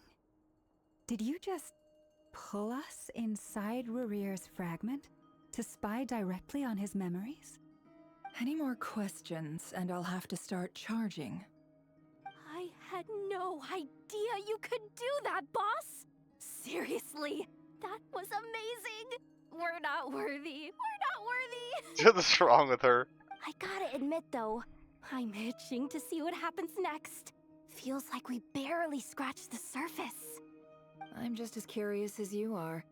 But the ceremony only allows for limited time inside. That's all we can see for now. Luckily, we managed to learn quite a lot. So far, so good. I just hope the others are doing okay too. Especially the group with the Traveler. Their mission is a risky one. Let's hope it's all going smoothly. If you're worried about them, go see how they're doing. If I know boss, she's gonna need some time to write up all the details and make sure it's all coherent.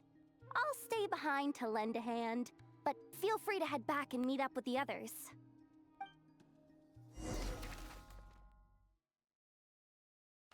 Oh wait, it's going back? What?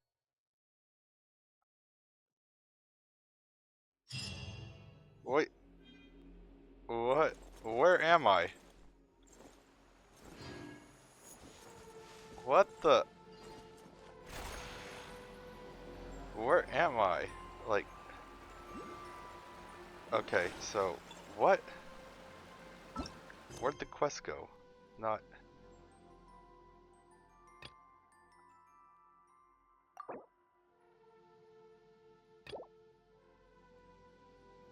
Oh, I have to do... Okay. Okay. Well, I guess I'll do this later. I guess I'll call it for here for now. We'll continue this later. Alright, see ya. Okay, continuing from where we left off.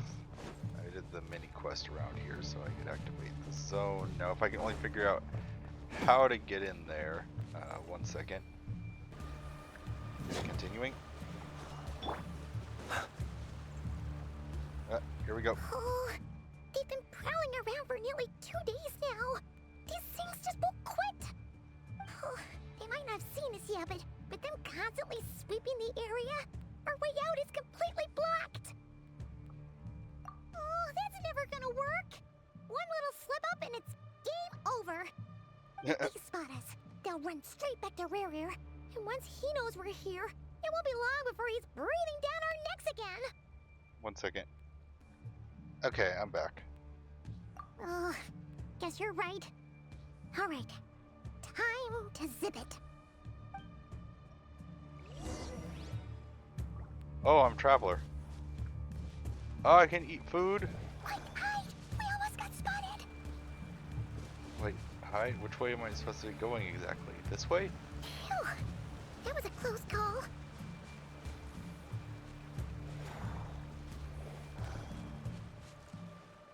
Wait. Wait, which direction am I supposed to go? Oh, they've been prowling around. Oh, they might not have seen us yet, but them. Wait, I have to do the whole cutscene again if that gets spotted?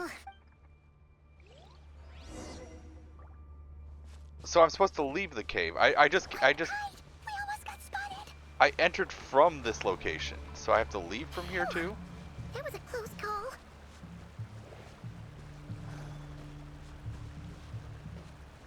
I can't jump. I can only climb. That's odd. Watch out! It's coming this way. So what am I supposed to do here? I can't turn into those things. This is the final hurdle. I can't turn into anything. I can't jump. I can't do nothing. Can Columbina walk on water? I mean, like, is she gonna be like Farina, where she can walk on water?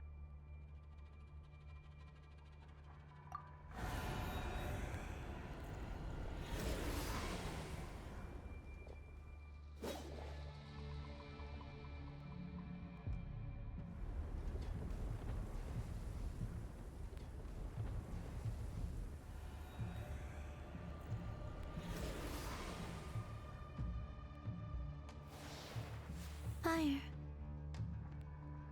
Fire? Urine? Maybe? Wait, what's that smell? Oh no, there's a fire! It's dark flames. That looks like it could be Durin. Maybe? I'm hoping it's Durin. He's the only fire type coming out soon that I know of.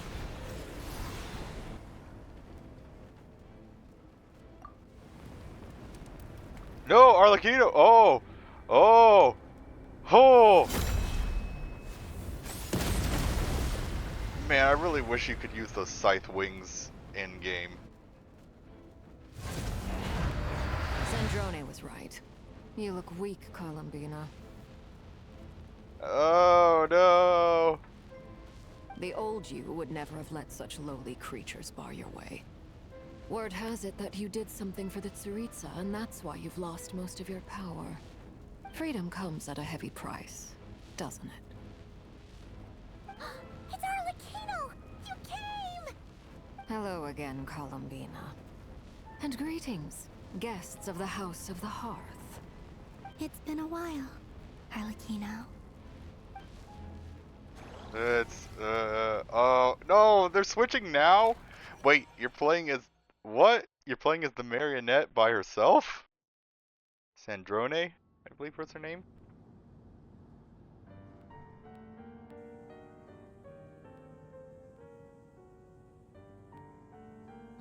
Stupid right here of stupid Solnari. Ugh, whatever. I've got all the data I need.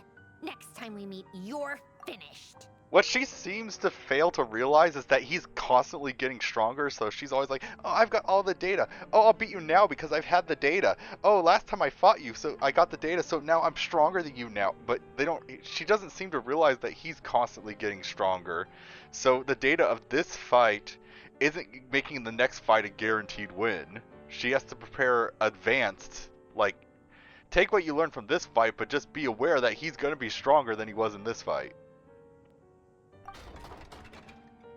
Boss code number 1. He sure doesn't pull his punches.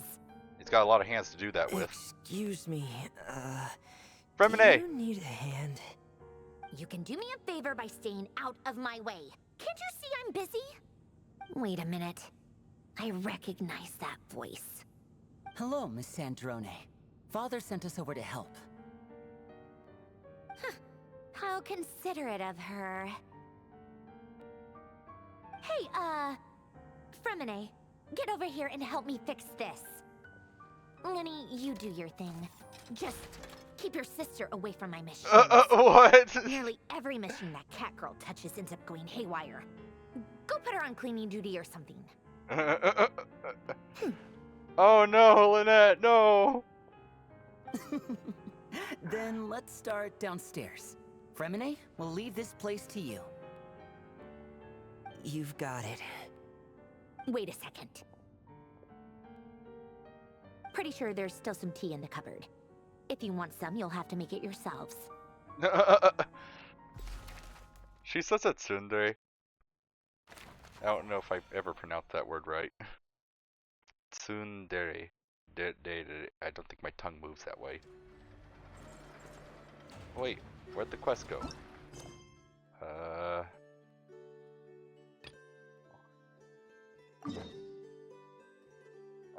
It's a bit of ways. I'll pause. Okay, I'm back.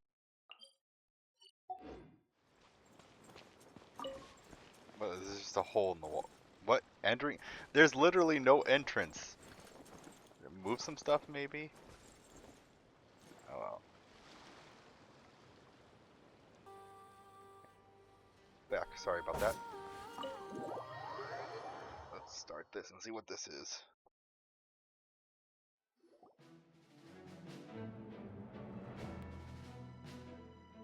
It's a relief to see you all made it back in one piece.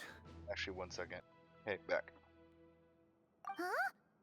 Feels like there's quite a few people missing. Where's Flint's and the others?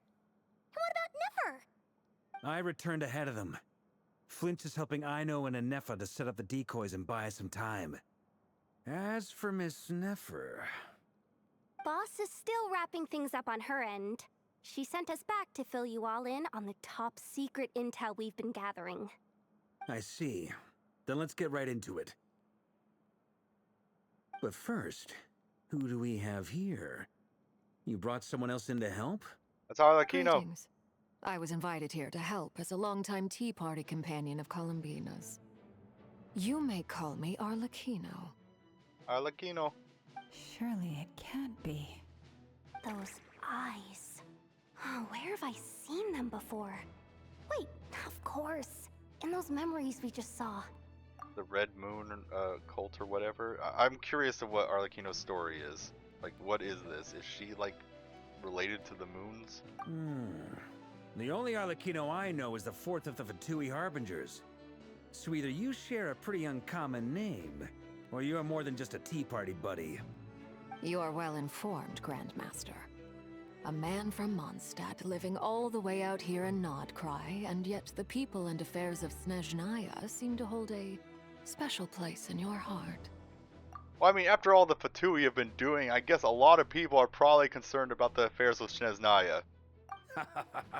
Oh, the feeling's mutual. Sounds like you know all about who I am, too. A Fatui Harbinger. The atmosphere in here just got really tense. Guess we can't just start trusting Fatui Harbingers, even at a time like this. Well, Columbina was an ex-Fatui Harbinger and you trusted her right away. I must admit, though, I'm a little curious. Seeing as the Moon Goddess no longer belongs to the Fatui, what makes you so willing to put your neck on the line here? Nor does Nodcry belong to Mondstadt, Mr. Varka. Yet still, you're fighting for it all the same. Things don't always have to have a tangible payoff. Sometimes, stopping things from spiraling out of control is a higher priority than chasing the spoils of victory. Of course, I can't say there's nothing in it for me at all. But that's between Columbina and myself. Forgive me. I don't mean to doubt you. It's just that the Fatui really have been the source of many of our troubles. We have our own way of doing things here in Nodcry. But ever since they arrived, the Fatui have treated us with nothing but hostility. I know there's been a lot of bad blood between us in the past. I've done my utmost to avoid friction whenever I could. But sometimes fundamental conflicts of interest simply can't be settled amicably. That's why I'm here solely in a personal capacity. This has nothing to do with the Fatui. As a gesture of good faith, I'll be frank. I can help Columbina track down the iridescent moon's marrow, which will help her restore more of her power. Anyway, what else is on the agenda? Let's begin. She says she'll be frank, then completely skips over the details. Looks like she doesn't want to give away too many secrets after all. That's Arlecchino. But she clearly wants to change the subject. It'd be awkward if I tried to bring it up again now. I guess we'll just have to go along with it. She's the fourth of the Fatui Harbingers after all. One look and you can tell she's not someone you'd want to mess with. I love Jehoda. Well, since Miss Arlecchino Jehoda. sounds confident in her ability to handle that, we'll proceed to the next topic. Yehoda, time to share that top-secret intel. All right, listen up, everyone. First, we now know that Rerir was originally a Conrian secret agent whose primary mission was to hunt down and assassinate the so-called Dregs of the Crimson Moon. The Dregs of the Crimson Moon? Mm-hmm. In the memories, there was a lot of talk about the Crimson Moon and Eclipse. Oh no, she knows. And a whole bunch of other stuff from the time of Conria.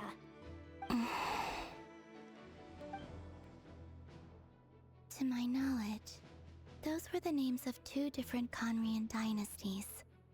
Long, long ago, it is said that the people of Conria worshipped the Crimson Moon, drawing a mysterious power from its reflection.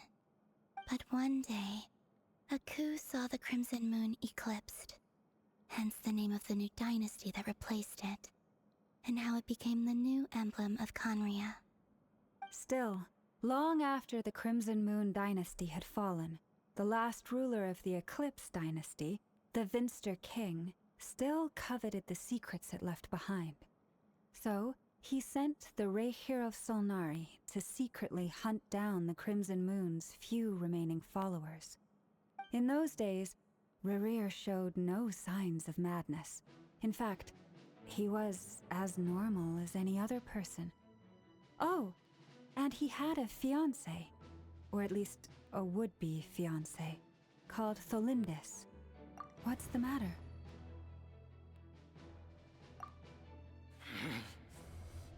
Verfnir, Freindaughter, Flinders.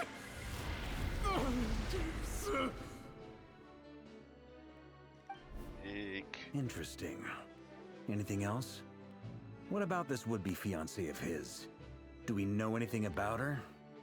Well, she was a researcher at the Universitas Magistrorum, but it felt like she was hiding some kind of secret. So was Rhine-daughter. And one more thing. For some reason, Rerir's fragment also contained some of Tholindis' memories, though only a very small portion. Well, no shortage of potential leads, I'll give you that.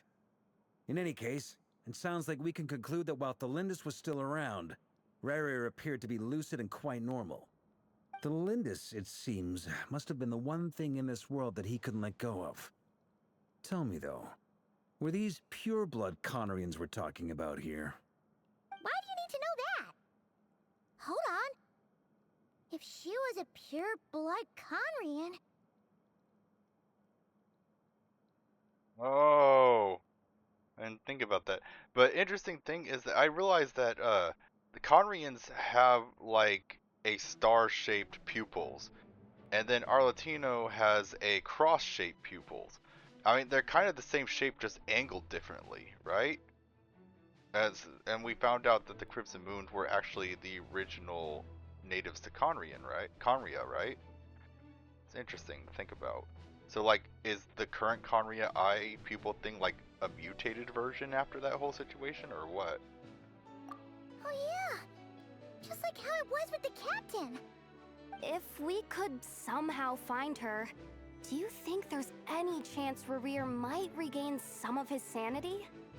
It's possible, but it would take a miracle.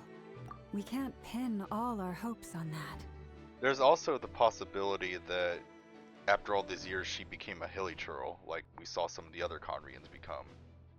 So even if we did find her, there's no chance that she'd be sentient enough to come help. That merchant who Nefer knows, Dori Sangama Bay. Maybe we could hire her to look into it.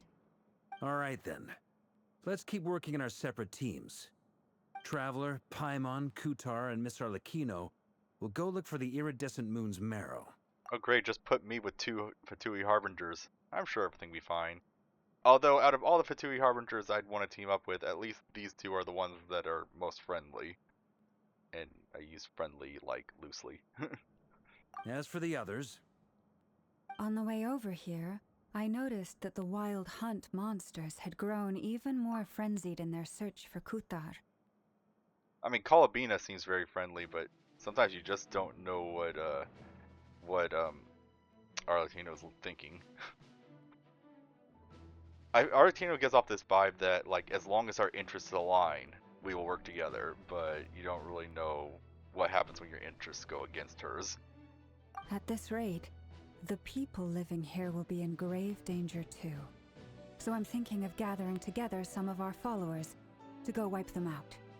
I'll head back to the curatorium and meet up with the boss.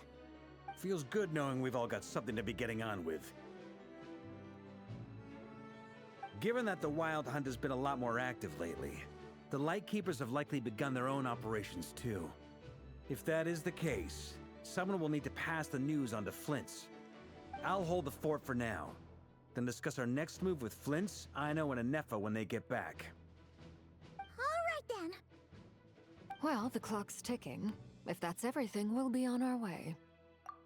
Well, sometimes when I hear them voice acting, maybe I'm hearing wrong, but it sounds like they're calling Flynn's as Flints, like with a T, but there's no T in how his name is spelt, so am I hearing that wrong, or is it like an auditory hallucination? I keep hearing Flints, like, you know, like fire, Flint, but it's Flynn's. There's no T in it. We'd better get moving too. We'll try to buy you as much time as we can. Relax. Just do your thing. I decided to call in some backup since things are getting so hairy. Our reinforcements should be here any minute now. You know, they mentioned before that Nodcry is going to be like like all the nations are going to bleed into Nodcry. Like we're going to see things from every nation coming into Nodcry. I'm actually curious. Like, they say Arlecchino's here, like Arlecchino's appeared in Fontaine, and now she's appearing in Nodcry.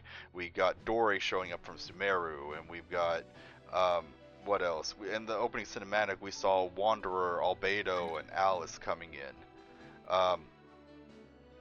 All these people. So, wouldn't it be really cool if, like, in the finale of Nodcry, if like things escalated so much that all the Archons from all the other nations had to like show up. It'd be kind of like what happened during the battle with Conria, how they said that all the Archons had to go to Conria to fight, except for I think the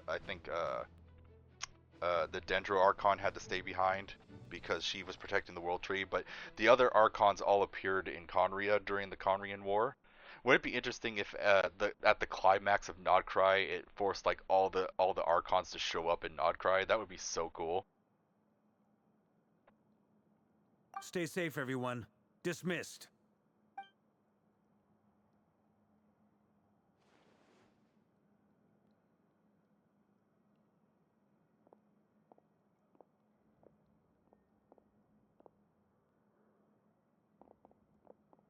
We're back. Did we get here a little early? Or a little late? No tea. A tad late. The others have already set off. To summarize, our resident moon goddess has found us a new ally, and Boss Nefer has uncovered some promising info. Everything going smoothly on your end? Not great. I don't know how long we can stall them for. The decoys are getting taken out way faster than we imagined. I'm gonna make some more later, but I need a timeout first. I'm so tired right now. Yeah, she's just a baby. Oh, right! Anefa, could you fill in Uncle Varka on what we just discussed with Flint's? Sure. Uncle Varka, you previously told us about how when you went to investigate a source of the Wild Hunt in Amsvartnir, you discovered that it was just a diversion. But according to Flint's intel, several outbreaks of the Wild Hunt had already occurred in Nodcry in the period leading up to that. That was before Rerir had regained his body, when he was far from regaining his full strength. In other words, in theory at least, he still lacked the means to act in two places at once. So you're saying there might be someone else involved here. I wonder if it's Rhine-daughter. Flint's, with everything that's been happening, The Lightkeepers across Nodcry are rallying to fight back against the Wild Hunt. They're gonna need your help. I'm sorry, I didn't mean Rhine-daughter. I meant Thalindis, cause like you know it's his fiance to be, and they were both in the memories and things like that. I wonder if maybe some of her memory fragments got mixed up with him, and she's maybe involved in this too, possibly. Because if he couldn't have acted that way by himself, then it hints that there was someone else being involved, and my guess is maybe she was involved. I know. I'm sure you're capable of coming up with something far more effective than decoys. But for now, you should stay here and get some rest. And Effa and I will head back over to Amsfartnir to see if there's anything I missed. I told you Uncle Varka would say that, didn't I? A deal's a deal. Not a word about my snack intake for the next week. Wait, what? Database updated. Reliability of Aino's predictions increased. What does that mean? They were betting on how you'd respond after hearing their intel. It's the obvious choice, isn't it? That's hardly worth betting on. We already decided that Anefa should go investigate the situation over at Amsfartnir on her own. You might as well stay here and keep watch. Someone needs to hang back and oversee our strategy meetings. And besides, you still haven't fully recovered from ambushing Rerir. So I've ended up with the easiest assignment. Well, I appreciate it, everyone. See you when you get back. I'm interested to how Varka will play. Oh, it's the Fatui squad. Am I an honorary Fatui member right now?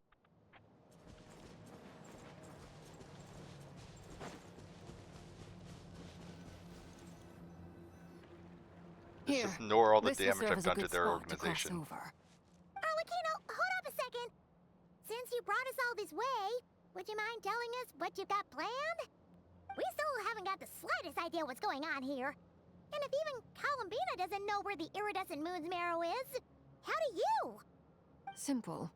Because I am an inheritor of the royal bloodline of the Crimson Moon, and one of the last surviving embers of the Two Worlds' flames.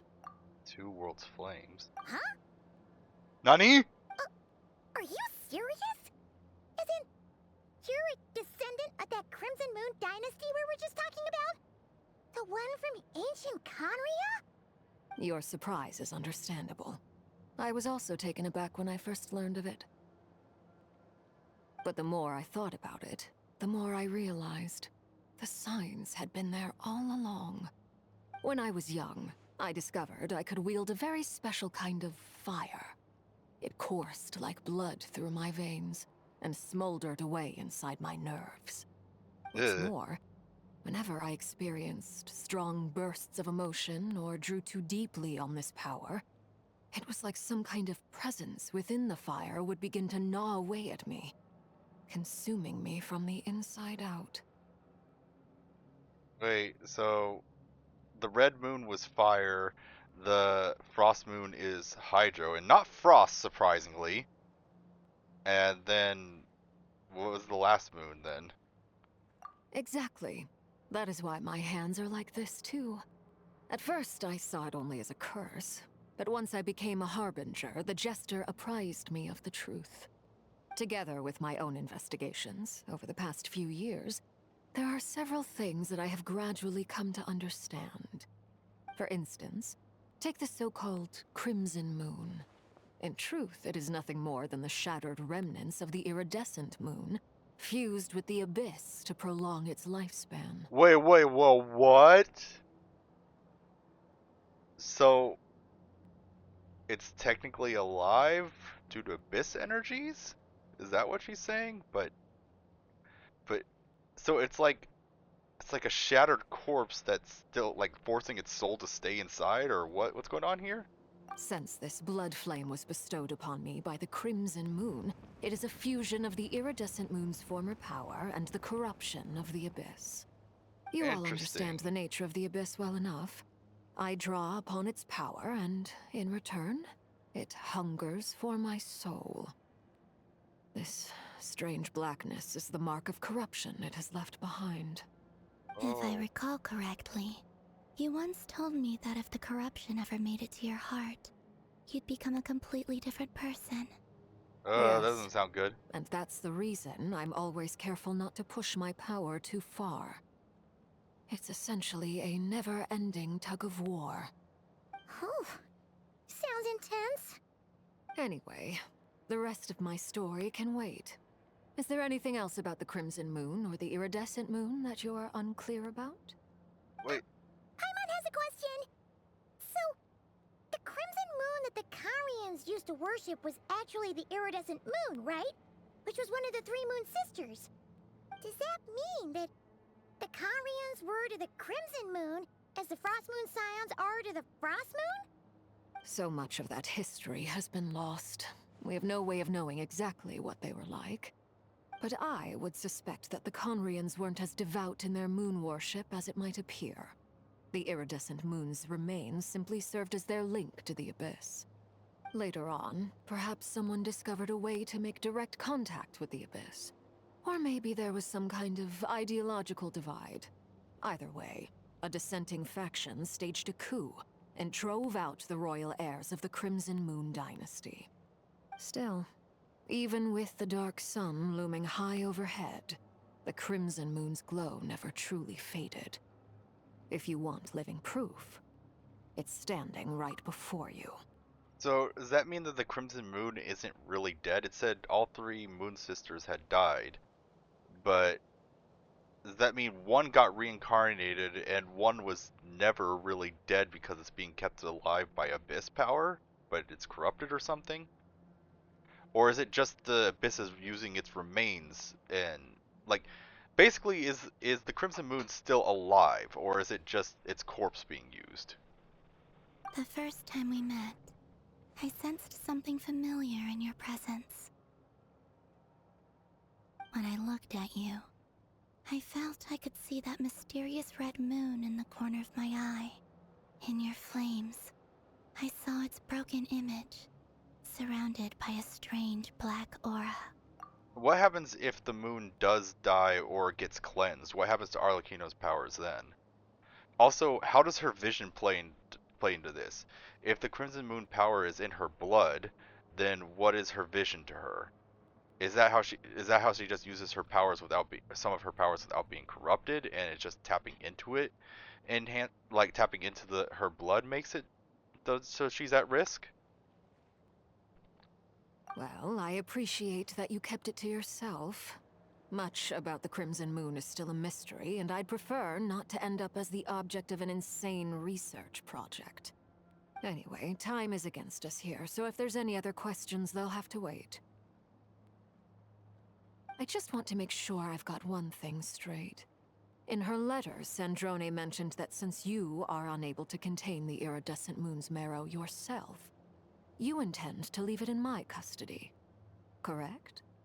That's right. For now, it's the only way I can pay you back for your help. The iridescent moon is already part of who you are, so with its marrow in your possession, you'll be even more powerful than before. Deal. Then let's get started. Get what started? What does this place have to do with the Crimson Moon? When I first became a Harbinger, the Jester gave me a book called Paranhari, also known as Leobranto Inamorato. You should be able to buy a copy next time you're in Fontaine.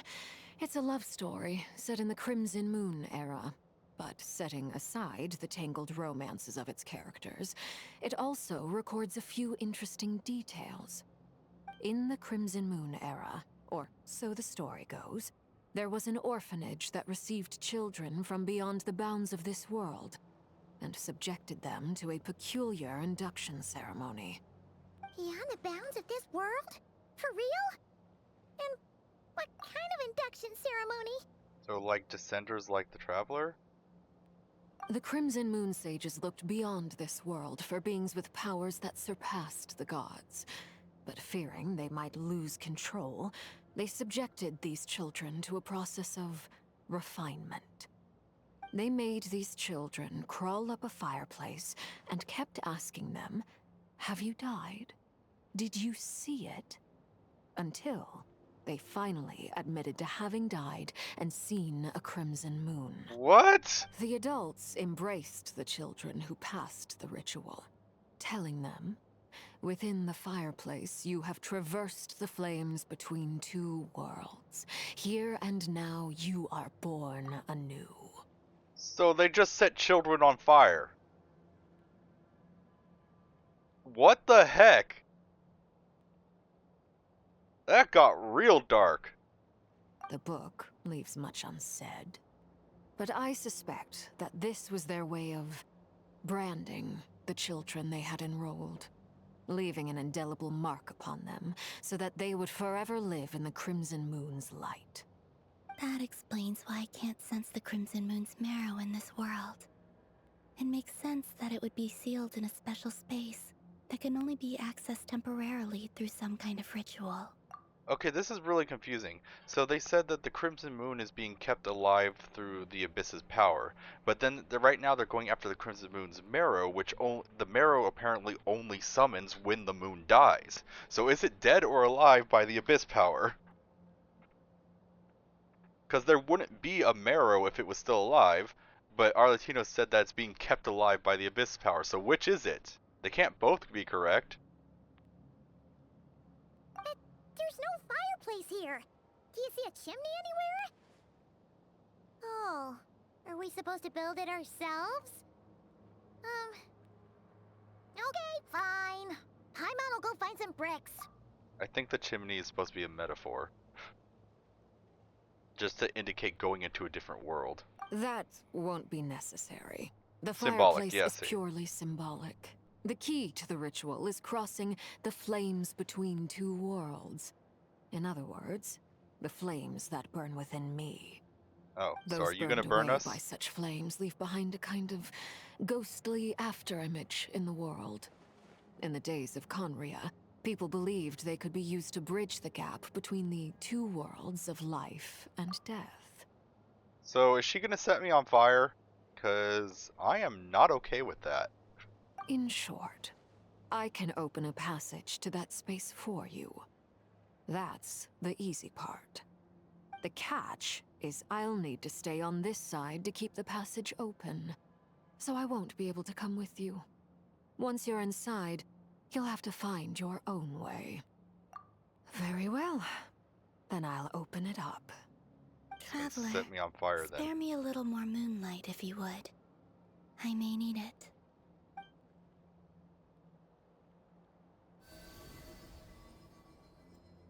Thank you. I feel like I've recovered some of my strength now.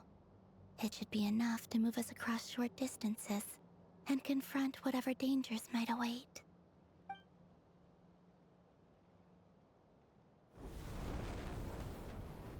Mistress of the seven hues of ages past, great mother of the present, crimson-clad sovereign of the two realms, by fire severed, by fire renewed, I offer myself now and beseech your descent. What? Oh. Okay, this looks freaking awesome. What the heck? Could she do this the whole time? One word of advice.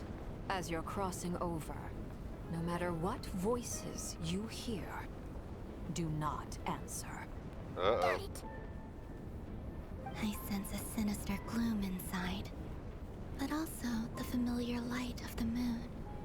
I feel that I am about to meet an old friend who has changed beyond all recognition. All right, let's go. I mean, you kind of are. Or your sister, I guess. Oh, I can talk to her?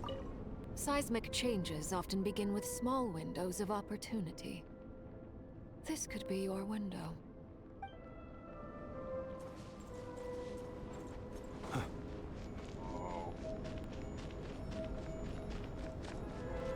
Do I go? Do I walk through here or just? Oh, I could walk through it. What? I thought it was one of those mirror worlds. Oh, look at your steps. It's like fire. You're like walking. You're like walking on the water with fire. What the heck?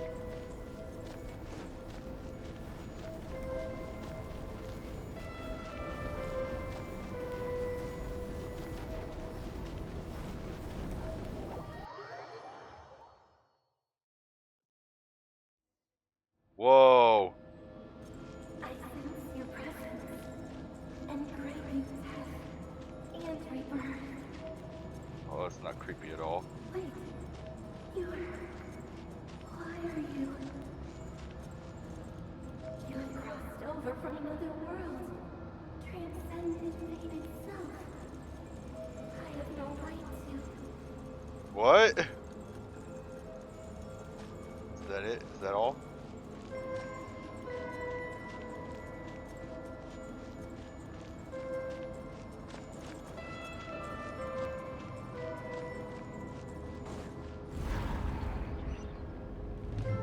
So she can't change the traveler because she's already from another world? A red moon! This must be the spot, right? Ugh! The abyss? It's practically filled the entire place. What now? Is the moon bleeding? What a tragic sight. Fragments of your broken body, seized by the abyss, and hung up aloft like mummified remains. Iridescent moon. Was this truly what you wished for? Wait, wish for? So she actually planned to do this? Or, I mean, I thought that she just got pulled in after she died, but is she saying that this was part of a plan or something? Careful! There's something spooky about this place. Feels like something is lurking in the fog. But Paimon's right behind you. Whatever you do, don't run off without her. I mean, you can teleport and turn invisible and whatever. Oh, that's so cool looking. What the heck? By the way, Kalmina, didn't you tell us that the iridescent moon had shattered into pieces? The moon up there looks pretty whole to Paimon. How is that possible?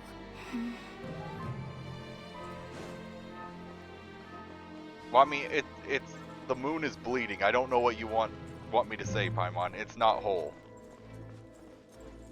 Party setup.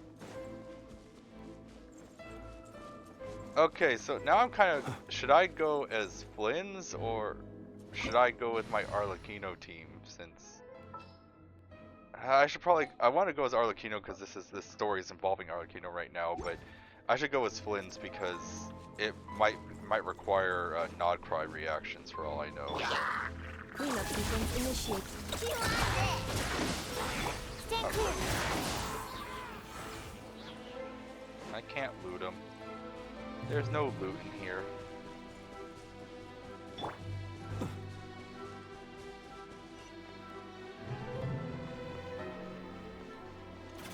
Whoa. Just like I Oh, thought. shoot.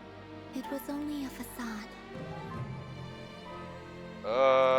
That looks like it would hurt. I mean, if my body was a moon, I feel like I would not want that to happen to me.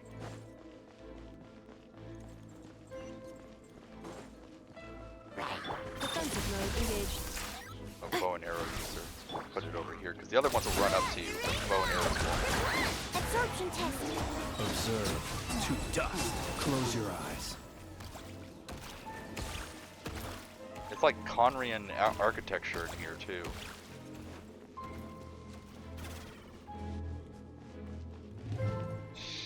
Jeez. The moon is literally bleeding. I don't. That does not look good.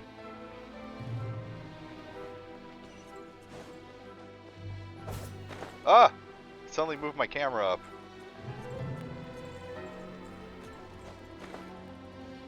What? Oh no, not good. Oh crud. I was looking at something else and then I saw it too late. Swirl, Mark 2, stand clear. Observe. The long sleep beckons. Be silent. Fear the dark.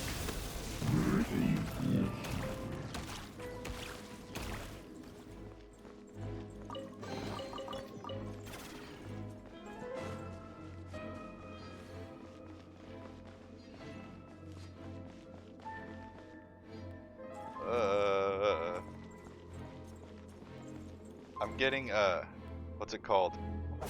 Sonic 06 flashbacks, where Dr. Eggman blew up the moon. Or a portion of the moon, anyway.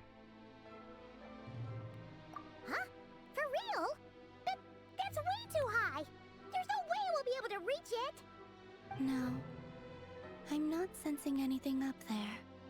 It's Just coming from body. under the mountain. Ugh! Let's see. Ah!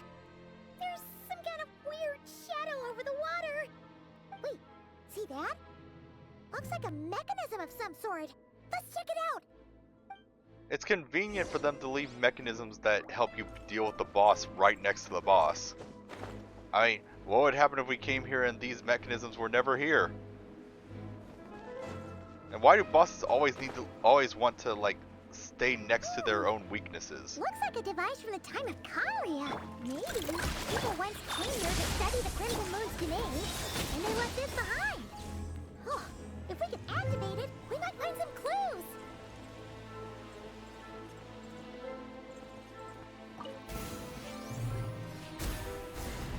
Yeah, nice of these people to just set up wherever their weaknesses are. Or I guess it said that people may have come in here later and set it up. Hey, look at that! Now that the mechanism's running, the shadow in the water looks different. But in that case, why didn't the Abyss just move it after these devices were already put up, or break the devices? Why are they just leaving them around? Like, oh, our only weakness just happens to be next to us. Let's leave it alone for 500 years, I'm guessing. Do you think these mechanisms might be the key to unlocking the secret? Since everything here seems to be 500 years apart. Since everything here seems to be 500 years apart. Because that's when Conria was last active before the war happened, so these devices must have been put then. Or some eccentric that came in later, I guess, could have done it, but... Thelindis, we'll leave the rest of the research in your hands. We'll be heading back now. Oh. I hope this isn't ruining date night. Ugh. Mind your own business. Just leave me some snacks on the table. Thelindis? Is that Rear's girlfriend? How come we're hearing her voice here? Wait, is Thelindis maybe the human version of the moon that we're after, maybe? Oh yeah! So, do you think she was studying this strange space all along? The Abyss has made this space extremely unstable. Maybe that's why some of the things she said and did were preserved here. Like echoes. Or after images. Whenever I see this view, it takes me back to a poem from my childhood. Waning moon, oh lifeless damsel, weeping on the mountain crest. Mourning still in wistful tone, her fragile soul now laid to rest. For me, of all people, to be here investigating the mysteries of the Crimson Moon space. Is it a coincidence? Or something more? Oh no, the Crimson Moon was after it became corrupted by the Abyss, so that shouldn't be her then. It should have been after she died, I guess. So she's... I'm assuming she's not the moon then.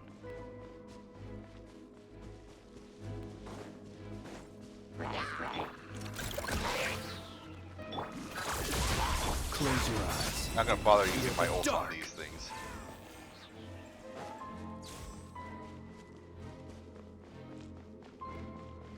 Oh, this one's corroded by Abyss. Oh, looks like the Abyss has messed up this mechanism. We need to find a way to get it working again. Let's see if there are any other devices nearby. Oh look, how convenient. There's another device nearby.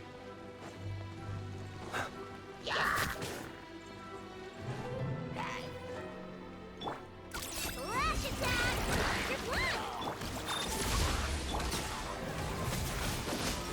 To dust.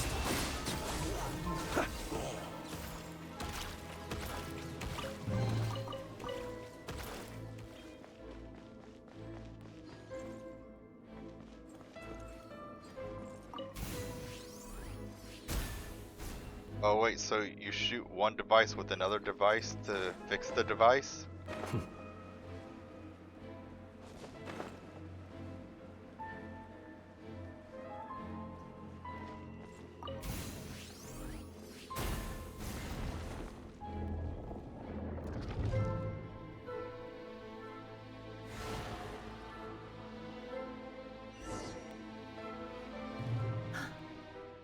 see. So the moon marrow, or rather the power of the 3 moons, is the key to unlocking... Unlocking what? If it really does exist, then maybe this madness can finally be put to an end. So she doesn't have cross eyes, so she's not from Conria. She must have come from out of Conria.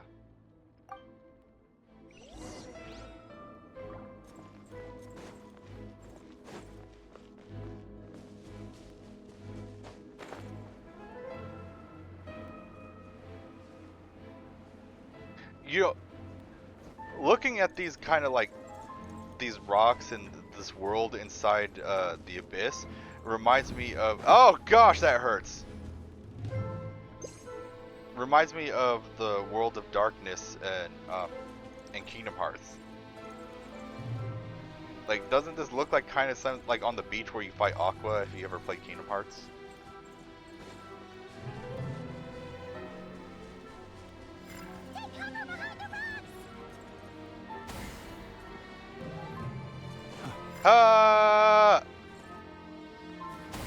I'm getting Breath of the Wild Sentinel vibes here.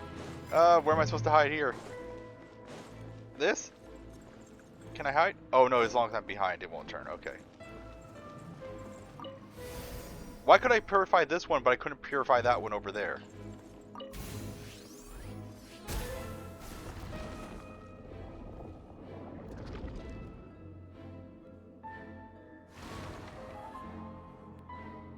Oh, it's just the reflection. Okay.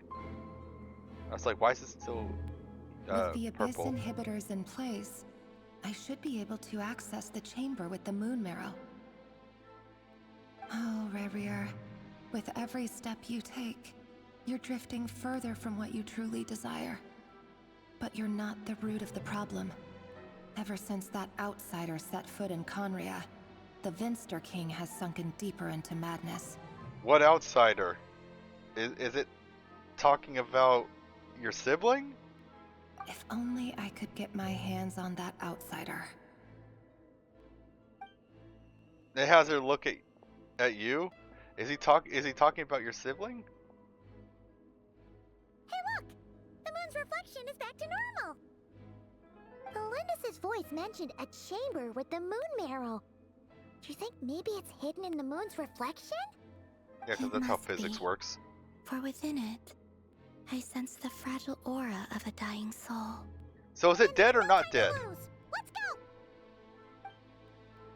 They've been contradicting themselves. Is it dead or is it alive?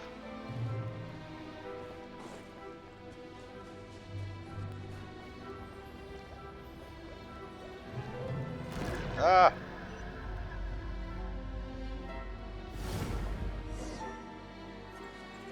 Marrow can't form unless it's dead. It's being kept alive. I'm sensing a dying soul. These things are so creepy! Looks like we'll have to destroy them if we want to get to the iridescent moon's marrow. Defensive mode engaged.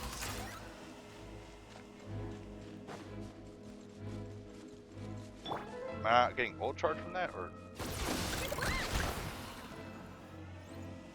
Nope, no ult charge from that. Interesting. Party setup switch. That must be the iridescent moon's marrow! Oh, we'll need to destroy these things before we can reach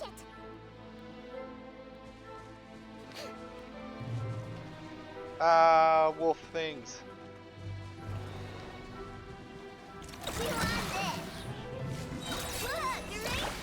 I hate how the freaking wolves can still put the bleed effect on your team, even if you're in the middle of an ult. When you can't dodge during an ult, it's like, oh well. Still hit you though. Still put the bleed on my team for some reason, even though you're supposed to be immune during ults, but I guess not to that. Animal test 6308. Close your eyes.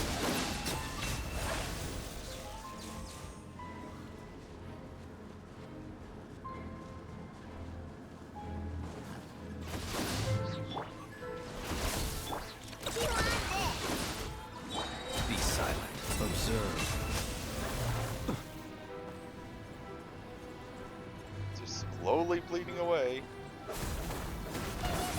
We're so close!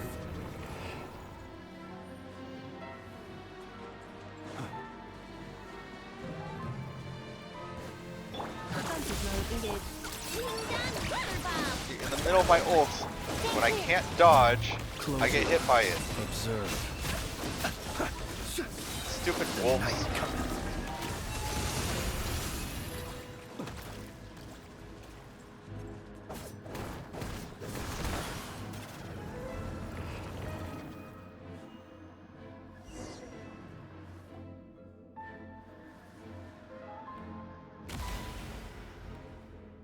That doesn't look safe to touch.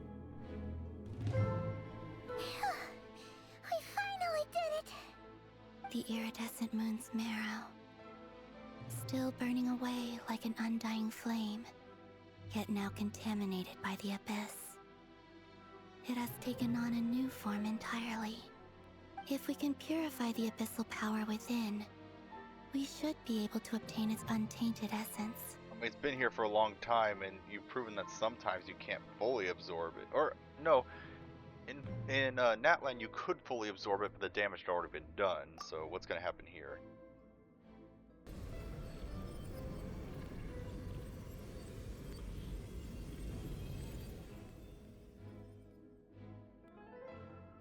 Oh, whoa, that's... okay. It's so cold.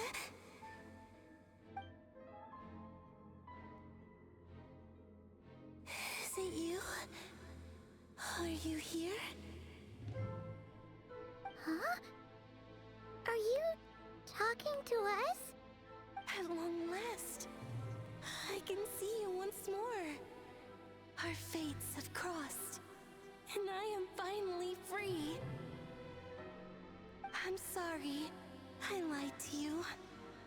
Even knowing what was to come, I still couldn't let go of the fear in my heart as death drew near.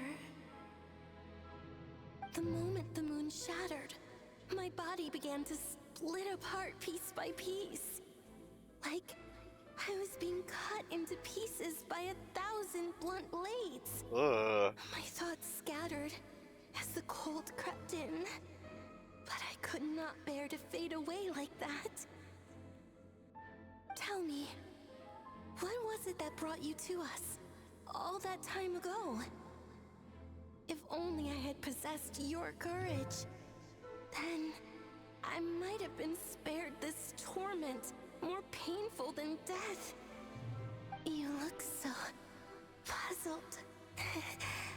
That's how I felt too when I first saw you. Is she talking to the Traveler or Columbina? I have a feeling that maybe she's talking to the Traveler. Like maybe she's seeing his sister through him or something. But trust me when I say that everything happens for a reason. Farewell, Hypo. Hypo? Or maybe it is Columbina. I don't know. What was that all about? Was that the goddess of the iridescent moon? Did she die? Oh, it sounded like she was speaking to a long-lost friend. But none of us have ever met her before, right? Perhaps. She took me for the goddess of the frost moon she once knew. For a fading soul like hers, our auras must be too similar to tell apart. But anyway, we've got the iridescent moon's marrow now. That should help you regain your strength, right? Alright, time to leave this place and meet back up with Arlecchino. Let's go!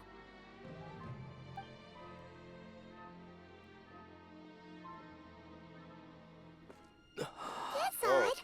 This place looks different than when we came in. Waning moon, huh? oh lifeless damsel. Oh.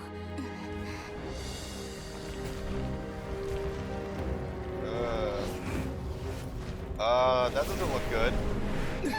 Hurry! The place is collapsing! Dang, she runs pretty fast. It wants to trap us here.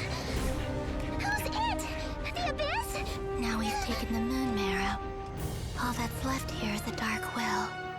It will show us no mercy.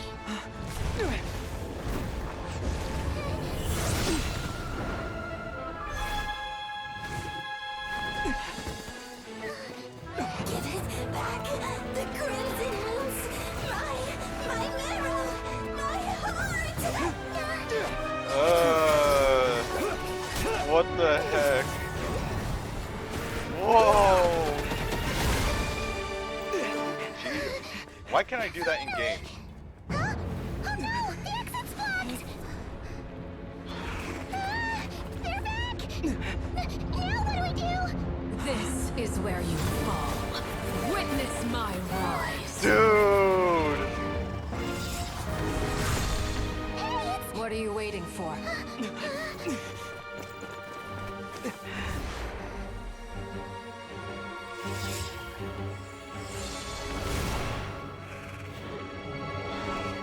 Can't the wolves fly? Why are they stopping from just floating over?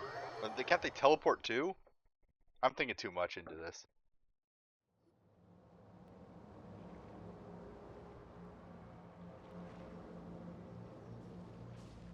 Oh, we made it!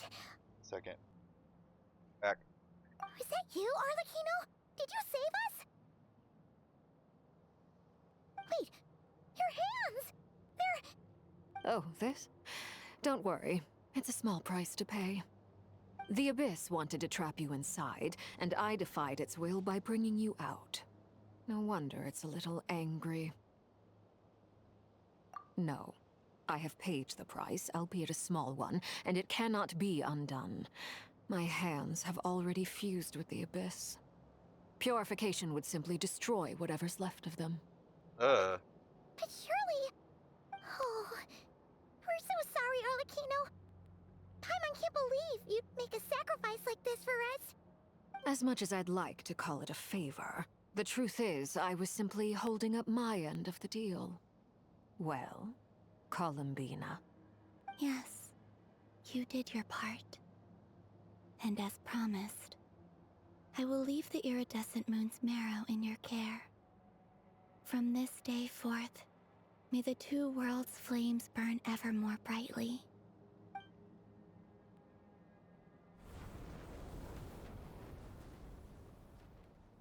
I'll take that as a blessing. Now, Columbina, give me your hand. Accept this moonlight I offer in return. I'm kind of confused because Lauma said that if someone was holding the marrow, they could only last for at max like 5 days. The Traveler was being the exception. Is Arlecchino an exception too? How is she able to hold the moon? Is it damaging her lifespan, or is it because she's blood related? I don't know.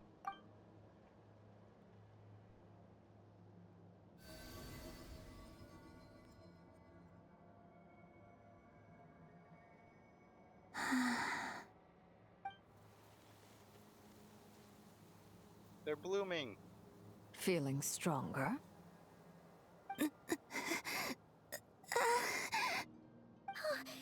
Columbina, are you okay? I'm fine.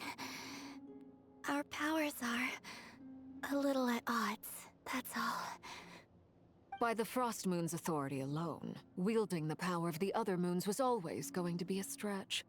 Still, I think it's fair to say that your strength has returned, at least to the level it was at as Third Harbinger.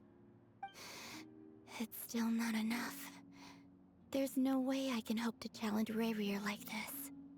Just one more ray of moonlight, if you would. It's okay. I can take it.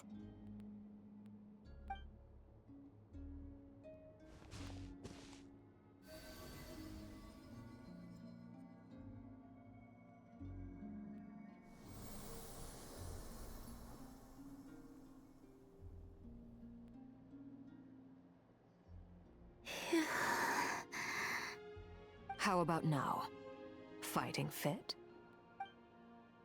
At the very least, I won't have to stay hidden like before. I want to see him gone from Not Cry. The Rayhir of Solnari and his wild hunt must be sent back where they belong. Well, it's good to have something to aim for. You certainly seem more alive now than you did earlier. When I first met you, you didn't strike me as a ray of moonlight. More like a wisp of fog drifting in from who knows where, ready to scatter at the first sign of a breeze. But now, you're full of vitality. Just like the Frost Moon, once the brightest of them all.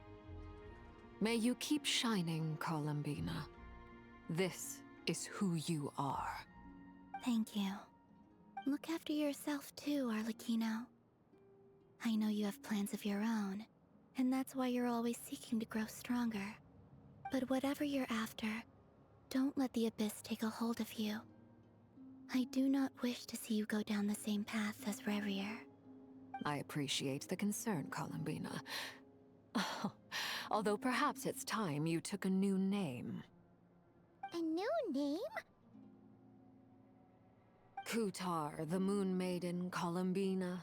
They're nothing more than code names. They describe who she is and the roles she's played, but they're not her real name. We often use code names in the House of the Hearth, too. But it's knowing your real name that keeps you grounded. Up till now, you've been living a wandering life, so you've probably never really cared. All I'll say is this. Once you've defeated Rerir, give it some thought. Is this gonna be another thing where you get to name a character like what happened with Wanderer? Alright, that's it from me. I'll get you back safely first, then go meet up with Sandrone. You're the best! I appreciate the gesture. It speaks to your good character.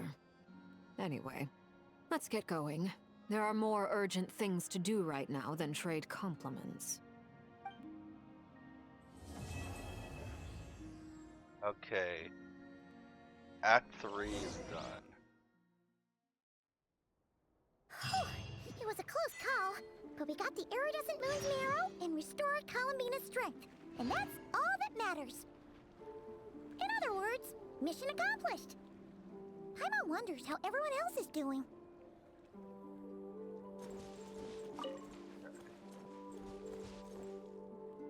So that's it. Next, so basically we start the next action next. Okay. I'm gonna end the video here, but I'm gonna add some anecdotes I recorded in my off time to the end of this video in case you guys are interested. Alright. See you guys next time. Hello everyone. The new patch just came out and I'm gonna be recording it real soon, but I wanted to catch some of the things that show up ahead of time. Like, you know, like when I'm doing dailies, I don't want it to pop up when I'm doing dailies. So first, here's a little thing with Aino and... Oh wait, no, I didn't mean to touch the crafting bench, no! I wanted to talk to Aino and Inefa here. Huh, am I using this wrong? Inefa, read the operation manual you recorded last time for me again. Oops. I believe regular lubricant is already sufficient. There's no need to create a brand new product. Aw, we're already here, aren't we? Come on, I just want to experiment a bit. Oh, hi there, traveler. Just the person we need. I bet you know how to use this crafting bench. Hurry on over and help me make a bottle of that... what's it called again? That cold... frosty something. Potential oil? Frosting essential oil. Yeah, that's the one. The cold stuff. I want to mix it with lubricant to create something special for Inefa's joints. I was gonna do it myself, but taking efficiency into account, it might be better if you helped me out a bit. Me? The truth is, Aino wasted all her ingredients trying and failing to make essential oil. We presently have enough to make only 2 bottles. I didn't fail. I was well within the bounds of reasonable trial and error. Making essential oil is a piece of cake for me. Piece of cake. But since you're the professional, it makes more sense to let you do it now that you're here. Please?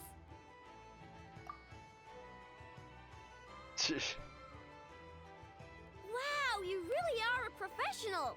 Come on, Inefa. Let's head back and mix up some lubricant. Trust me, this new lubricant is gonna solve your overheating issues. Easy peasy. Alright, Aino, but my internal components are not actually overheating while I'm operational. Well, it doesn't hurt to be prepared.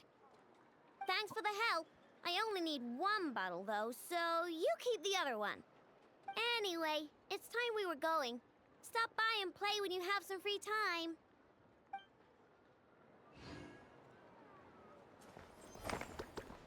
Okay. Yeah, there's some antidotes here. I'm just kind of grabbing them because they're whatchamacallit,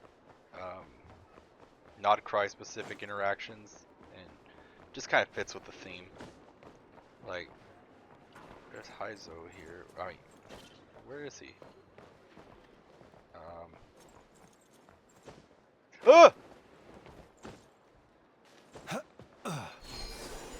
Where is he? There's a chest here, but perhaps these treasures might be of utility to you on your journey. Is he above or below? Please, I insist. Oh, he's probably up at the top, isn't he? I think there's a teleport up here. Yeah, he's gonna be at the top. Oh wait, wrong one. Wait, this one?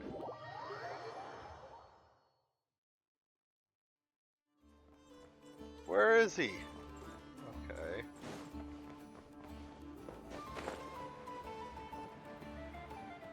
Wait, did he leave? Did he move? No. I'm just gonna put navigate on him. Oh, he's down by the tavern. Right. Ah! Didn't realize there was a box there. I almost killed myself.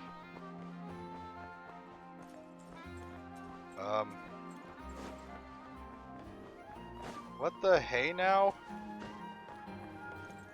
Okay, I'll pause until I find him. Okay, I finally found him. He turned out to be in the tavern. That's why I couldn't find him. I had to go inside a building. And in summary, that's the commission we're here for. How's that sound to you, Yehoda? All the same to me. You should ask yourself one question, though. You want to catch someone and not cry? How many lives are you prepared to lose for it? Well, I once read a story. It told me that if I find a deer with divinity, I could use its antlers to take my place for one death. Uh-oh. And what do you know? Deer happens to be one of the Inazuman characters in my name. And I've got my own life to spare. That makes two. Traveler, what a coincidence. What are you doing in Nodcry? Another stop on your journey, perhaps? What are you doing in Nodcry? Sharp. I'm here in pursuit of a fugitive who fled Inazuma. He's racked up a real rap sheet, and he's always trying to flee further and further abroad. A few months ago, we received intel that he was hiding out in Nodcry and had joined a band of bandits. He soon returned to his usual MO, that is to say, robbing homes and raiding caravans. I think they called themselves the Seahook Gang or something. Word is they're quite a big deal in Nodcry, and have taken in a fair share of exiled criminals from across Tevat. After that, I knocked on the doors of the Curatorium of Secrets, Mora in hand, and asked the boss to get me someone who could point me in the direction of this Seahook Gang. That's right. Judging by your expression, I'm guessing you're acquainted. I can tell. My intuition tells me that if Yehoda became a thief, even I'd never be able to catch her. You can cut the chatter. Boss Neff gave me the job, so it's only natural I'd be good at it. But the Seahook Gang you're looking for isn't the original Seahook crew. The original gang's long since disbanded. The people calling themselves that now are just riding on the name and scamming folks left and right. Yeah, I guess I do, huh? Interesting. This is news to me. Would you mind telling me more about this new gang of imposters, Yehoda? What's there to tell? New or old, fake or real, the Seahook Gang are bandits. A bunch of scoundrels who banded together for Mora, then fell out over it. Their old leader wound up thrown overboard as fish food, while the underlings fought among themselves for the scraps. Some died, and others continued their wanderings. The long and short of it is that the old Sea Hook gang are dead, gone, or both. Wait. Doesn't that mean some of the suspects within could have started going around committing crimes again? When a house goes poof, the snakes and rats nestled within find other walls to burrow into. That's just how it is. Nobody wants to die out in the wilderness. But for all the vermin out there, it's also the perfect time to find a good place to settle down, and maybe get a good roommate along the way. If I were a rat, escaping the snake would mean freedom from being hunted down and eaten. When you think about it, that's a good thing. In any case, you've been most helpful, Yehoda. Thank you for the intel. It seems the mora spent on your services was well worth it. It's honestly a real load-off to know that these people are just imposters using the Sea Hook gang's name. I'd have had to admit I was in over my head flying solo against the real gang, with its international cohort of goons and all. Well, wait. You think you can take them on as they are now, all by yourself? Yeah, more or less. After all, I'm only looking for our Inazuman fugitive. I'm not here to bring the whole gang to justice. That's a bold statement, but whatever. I'll help you track the imposters down. What happens after? That's got nothing to do with me. Your kindness is appreciated, but this time I'd rather this be a solo outing. Now, I suppose that's that. I'll leave locating them to you, Yehoda. As for me, I'll get to thinking of how I can haul this scoundrel back to Inazuma and have him confess his crimes. Right? There's one more anecdote. Oh no, there's two more. There's Lauma and Inefa. Let's do these.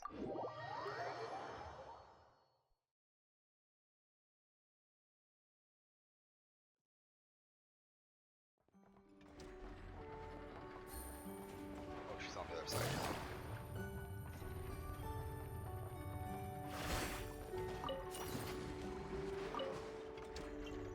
3 more to go. Familiar presence detected nearby. Mora! Hello, traveler. Yes. Aino enjoys eating crumb-kakes made with fresher specimens.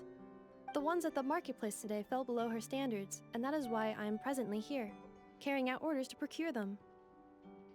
Thank you for your concern. A few days ago, Aino adjusted my humor module, returning it to its original output. Because my efficiency in generating jokes decreased significantly after my first few responses. It was taxing to generate more afterward, and any forced results lacked humor. According to Aino, it is because the creative logic of these jokes is overly chaotic and my logic module cannot comprehend their creative principles. Therefore, I cannot produce content of substance. In order not to affect the logic module's operation, Aino decided to return the humor module's parameters back to normal levels. But if you enjoyed my sense of humor from before, traveler, I can notify Aino. Do you not like these types of jokes? Talk about Is that Sino. so? He must be someone of great skill. To think that he can generate consistently humorous jokes from such bizarre and chaotic creative principles. Of course, if you wish to ask me about adding more sugar to crumb-kakes, my answer is this. Crumb-kake recipes include specific quantities of sugar to be added. Adding too much or too little will affect the taste of the finished product. Of course, I am scanning the area to determine if it is suitable for a cooking demonstration. The results are not favorable. Backup plan activated. I will also write down the recipe and give it to you. You're welcome. If you have time, remember to come visit. Although my humor module has been restored to its original parameters, Aino has been researching the creative logic chain of these kinds of jokes. Should she manage to create a joke generation module, I will be able to continue telling jokes. Please look forward to this update, traveler.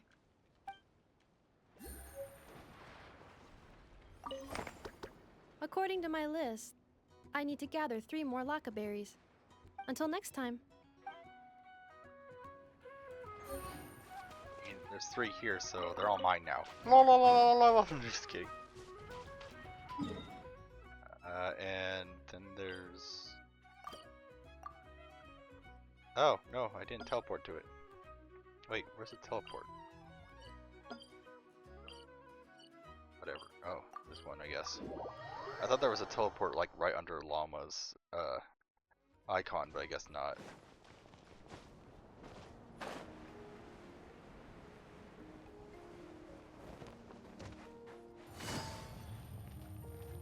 Where'd she go?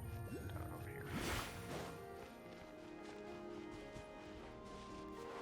Oh, she's sitting over here. Oh, she's looking at a cat. Oh, no, she's sleeping in front of a cat.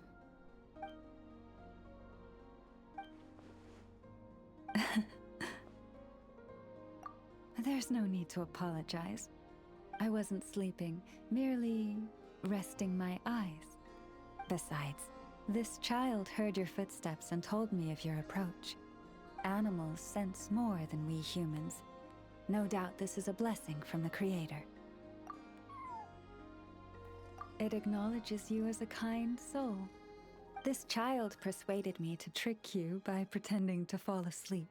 Let's see if he spies on you or tries to steal your food. Though I have faith in your noble character, even I couldn't help but be a little bit curious about what you would do. Besides, it seemed harmless enough. Can you forgive us? Oh, I completely forgot to ask. What is it that brings you here? So that's how it is. I thank you for your concern. All is well with me. As it so happens, we received a large amount of fresh fruit today. Perhaps you'd like to eat some with me? It doesn't wish to leave us. After a lot of lounging around, it's enjoying the commotion. Oh, there's another kitty.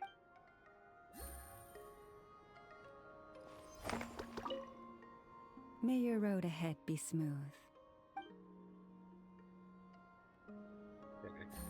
I just wanted to grab those antidotes while they were available. I think that's all that's here, unless there's one over by Flynn's. Nope. Okay. That's it for now. And do some more stuff. Okay, some more antidotes that came up, and I thought this one was interesting. I looked at this, and look, it's Nefer and Yelan. What the heck? I mean, they're characters with very similar vibes, so... A base of dandelion wine, aged for 25 years. 1/7 part bittersweet liqueur, filled halfway with fizzy zaytun peach pop. All three of those ingredients are fairly sugary. It'll have a lovely sweet aftertaste, even a little too cloying. A spoonful of salt and half a spoon of powdered summer orchid leaf should cut through the sweetness in a way that's clear but not overpowering. I can imagine it now. A delightfully layered flavor. It's all down to the seasonings you sent me, Lady Nefer. Otherwise, I'd have no idea how to mix up a cocktail that so befits Nodcry. Wait, they Just know each a little other? gift. I'm glad you liked it. I'll be happy to send more when you run out. Many thanks. Though I think one taste is enough where these seasonings are concerned. Besides, you sent so much I could hardly finish it by my lonesome. And my colleagues aren't accustomed to these flavors, so I can't even share around. I'm afraid they'll end up sitting on a shelf, going to waste. Can't say I'm surprised your colleagues at Liyua's Ministry of Civil Affairs aren't too keen. I wouldn't expect the flavors of Nodcry to be their cup of tea. Though, from what I've seen, might I presume that we've won you over? I wouldn't go that far, though it's not like I dislike the food here. It's good to try new things occasionally.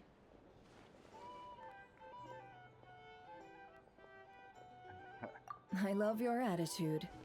You'd make a great businesswoman. It would be nice if everyone from the Ministry of Civil Affairs were like you. Come on now, are we going to do this song and dance every time I drop by? Stop fixating on the Ministry. Never mind them. Have you managed to carve out a single foothold in Liyue after all these years? You know what they say over there. A journey of 1,000 miles begins with a single step. If I don't test the waters, How will I ever know? Don't waste your energy. No matter how long those claws of yours are, you're never getting them stuck into Liyue. Is that a warning? This is interesting. It's advice.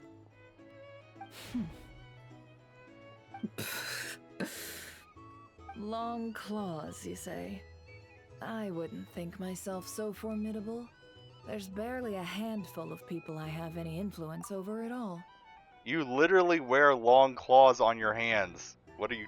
It's not even just... Okay. I can only really think of one young girl who listens to what I say. But she's not the brightest.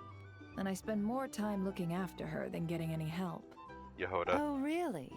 Then I guess that painter who fishes in Dihua Marsh, and that apprentice who makes tofu in Qingsa Village, and that guy who wants to work at Wanmin Restaurant. All these people who mysteriously appeared in Liyue. I guess you have no idea who they are? Many people pass through Liyue Harbor every day. Far too many to count. How could I possibly know every last one of these enigmatic nobodies? Though I must say, your memory is quite impressive. Your colleagues must sleep easily, knowing they have you to lean on. Why, thank you. Though with you around, nothing is ever easy. I can only say that there's never a boring day. Is that so? Surely your workload has lightened now that you're far from the Ministry?